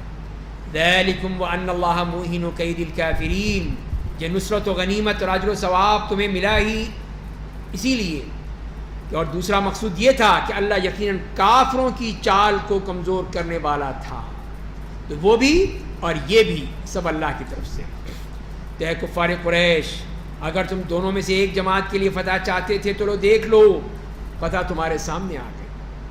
اگر تم سرکشی سے باز آ جاؤ گے تو اسی میں تمہارے لیے بہتری ہوگی، اگر تم دوبارہ مسلمانوں سے جنگ کرو گے تو ہم دوبارہ ان کی مدد کریں گے، اور تمہارا جتھا، تمہاری یہ جماعت، تمہارا یہ لشکر کوئی کام نہیں آئے گا، چاہے ان کی تعداد زیادہ ہی کیوں نہ ہو، اور بے شک اللہ مومنوں کے ساتھ ہوتا ہے، اللہ تعالیٰ ان کی مدد کرتا ہے جو سب پکے سچے مومن ہیں۔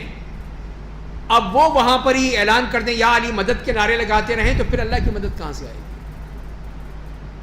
شرک کر رہے ہو، اللہ کو پکارو نا، علی کو کیوں پکارتے ہو؟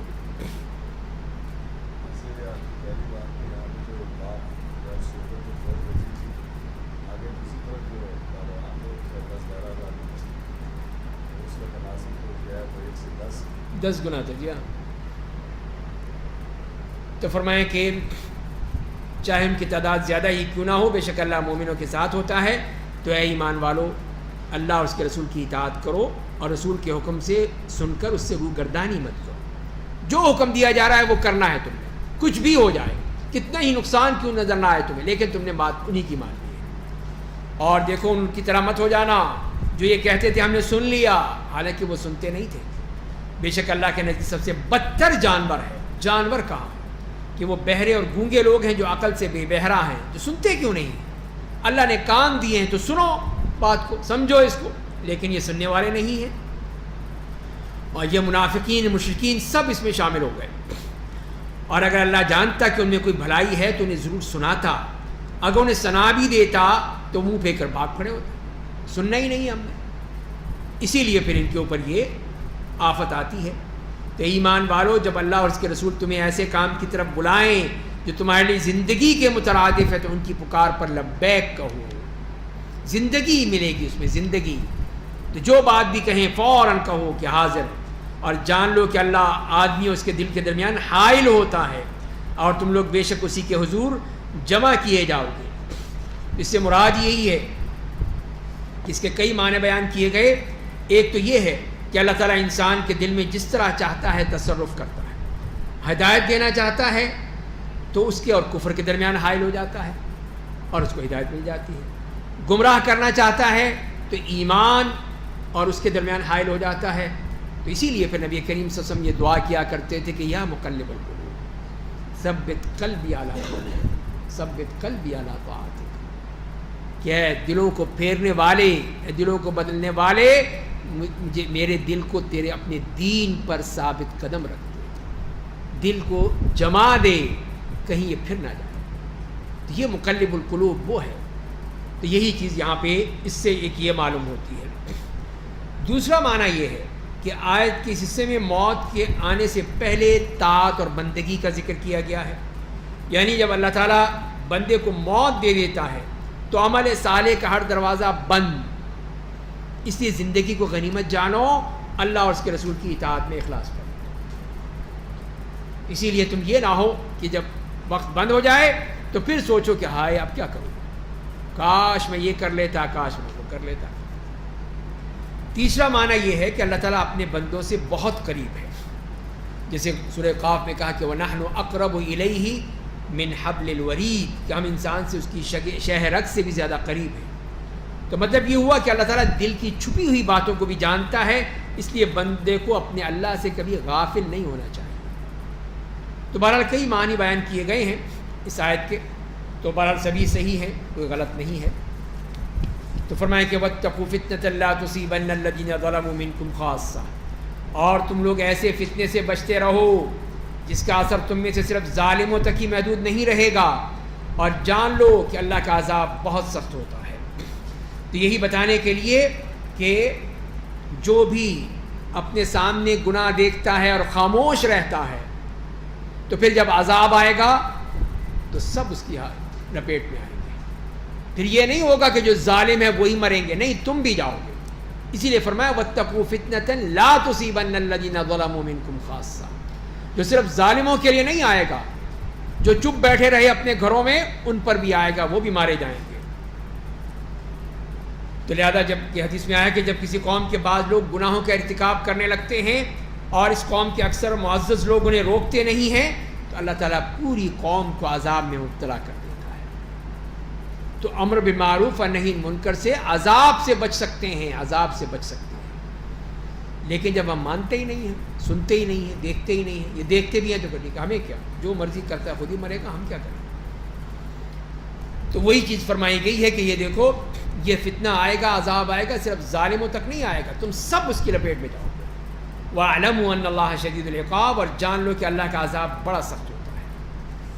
وَاذْكُرُوا إِذْ أَنْتُمْ قَلِيلٌ مُسْتَضْعَفُونَ فِي الْأَرْضِ، اور یاد کرو جب تم تھوڑے تھے، بہت ہی کم تعداد تھی، اور زمین میں کمزور سمجھے جاتے تھے، بہت ہی کمزور لوگ تھے، تمہاری تعداد کم تھی، تو ڈرتے تھے کہ کہیں لوگ تمہیں اچک نہ لیں، لوگ حملہ کریں اور تمہیں لے جائیں۔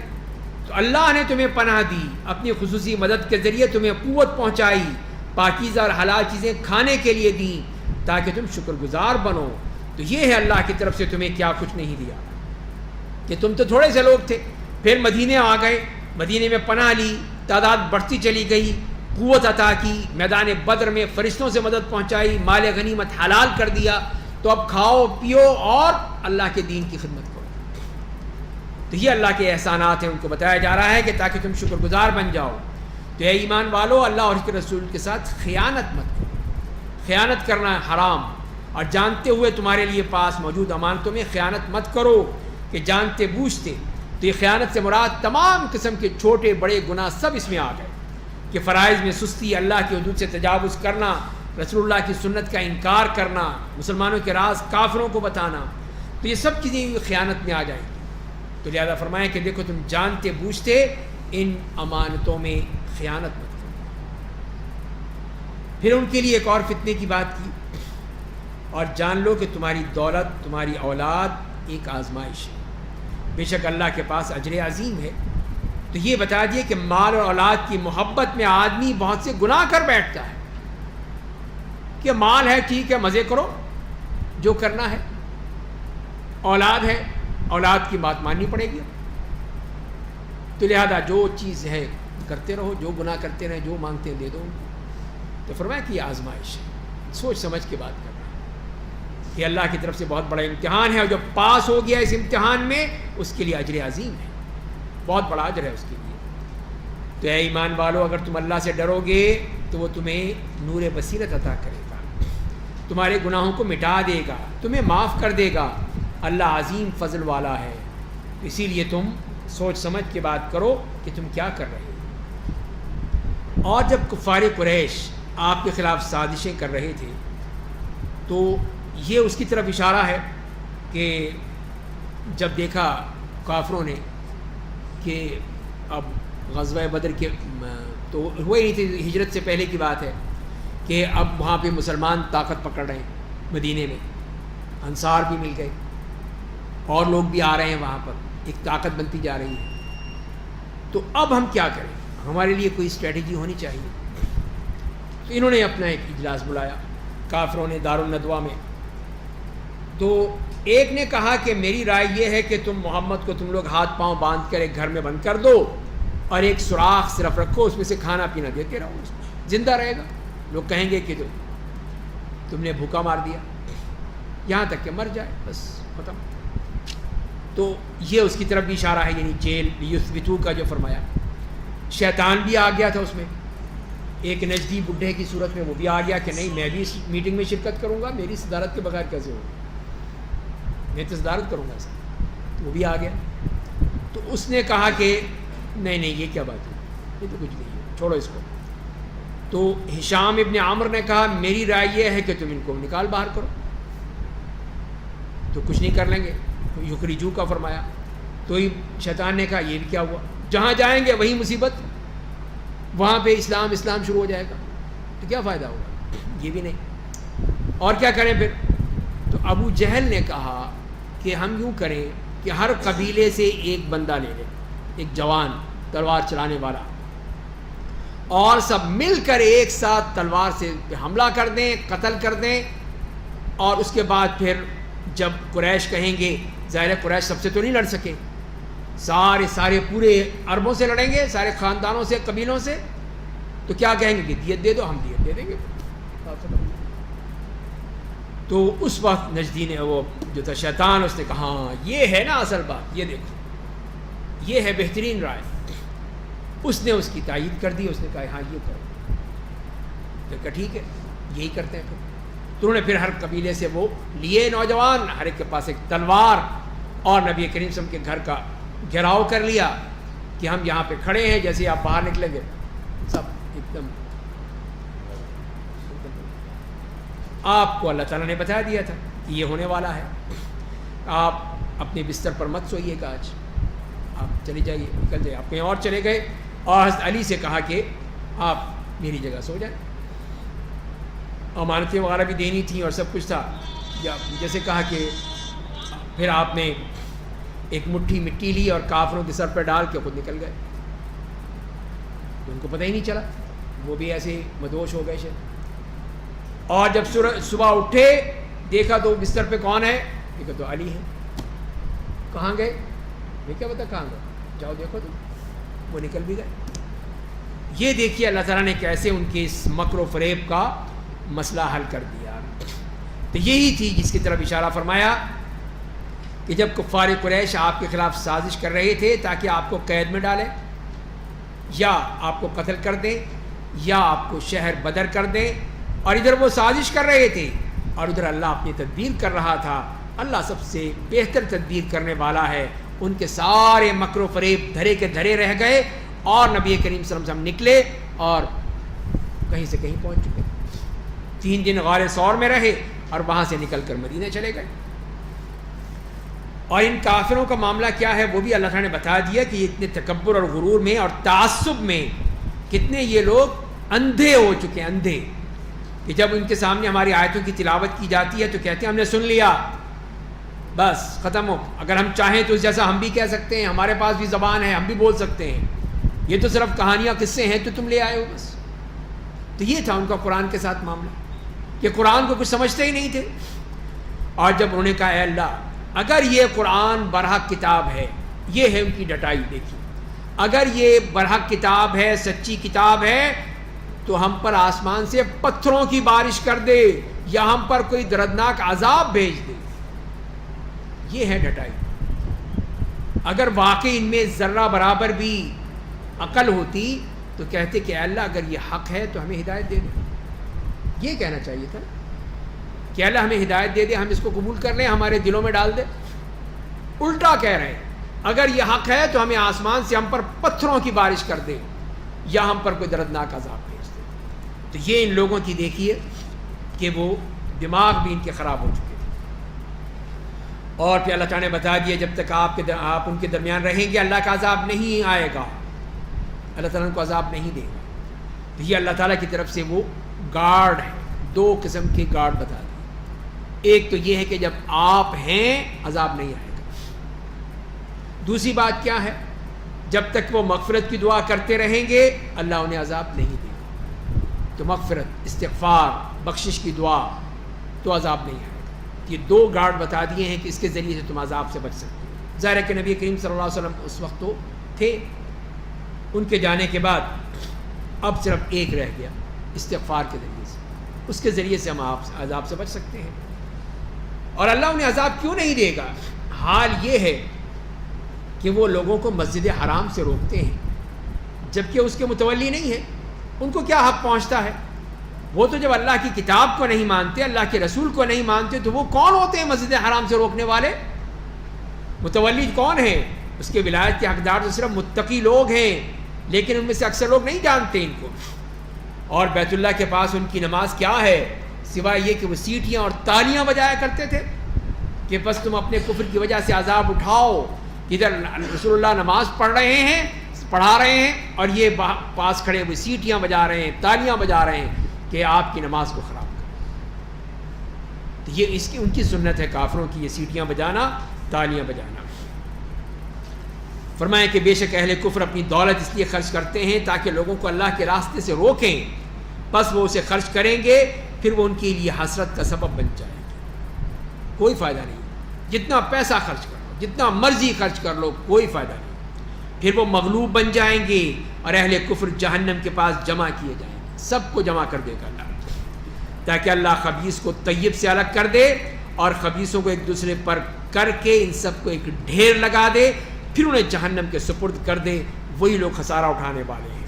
تو یہ ہے اللہ تعالیٰ کا معاملہ کہ یہ لوگ جتنا چاہیں اہل کفر مسلمانوں کو برگلانے کے لیے، بہکانے کے لیے خرچ کریں، کوشش کریں، محنت کریں، پیسہ لگائیں، کوئی فائدہ نہیں۔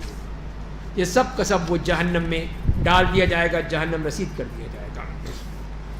اور فرمایا کہ آپ اہل کفر سے کہہ دیجئے اگر وہ اپنی سرکشی سے باز آ جائیں گے تو ان کے پچھلے گناہ معاف، سب کچھ معاف کر دیا جائے گا۔ اگر دوبارہ سرکشی کریں گے تو گزشتہ قوموں کا طریقہ گزر چکا ہے، ذرا دیکھ لو ان کا معاملہ کیا ہوا تھا، دھمکی دی گئی ہے کہ ذرا ان کو دیکھو، یہی بتانے کے لیے پھر تمہارا حشر بھی یہی ہوگا جو تم کر رہے ہو کہ اللہ تعالیٰ تمہیں معاف نہیں کرے گا۔ اور مسلمانوں تم کافروں سے جنگ کرو یہاں تک کہ فتنے کا سد باب ہو جائے، یہ فتنہ ختم ہو جائے۔ اور فتنہ کیا ہے؟ یہی کفر اور شرک ہے، اس کا خاتمہ ہے۔ یہ ختم ہو جائے تو پھر ٹھیک ہے۔ وَيَكُونَ الدِّينُ كُلُّهُ لِلَّهِ، اور مکمل اطاعت و بندگی اللہ کے لیے ہو جائے۔ فَإِنِ انْتَهَوْا فَإِنَّ اللَّهَ بِمَا يَعْمَلُونَ بَصِيرٌ، پس اگر وہ لوگ باز آ جائیں تو بے شک اللہ ان کے کرتوتوں کو خوب دیکھ رہا ہے، وہ سب جانتا ہے کہ ہاں یہ باز آ گئے ہیں، مان لیا ہے انہیں۔ اور اگر نہ مانے تو فرمایا اگر وہ گردانی کریں تو جان لو کہ بے شک تمہارا مولا اللہ ہے، اور وہ بڑا ہی اچھا مولا، بڑا ہی اچھا مددگار ہے۔ تو لہذا وہ تمہاری مدد کرے گا، تمہیں نجات دے گا، مدد کرے گا، نصرت دے گا، اور ان کافروں کو مزہ چکھائے گا۔ تو لہذا تم ڈرنے کی بات نہیں ہے، خوف کی بات نہیں ہے، لیکن اللہ پر یقین ہے، اطمینان ہے، تو اللہ تمہارے ساتھ ہے۔ تو یہاں پہ 9واں پارہ ختم ہوتا ہے، اس کے بعد سورہ انفال 10ویں پارے میں مکمل ہوگی، اس کے بعد سورہ توبہ، اور اسی میں یہ جواب آئے گا کہ انفال کس کے لیے ہے، مال غنیمت کس کے لیے ہے۔ اللہ تعالی ہمیں سمجھنے اور عمل کرنے کی توفیق عطا فرمائے۔ وآخر دعوانا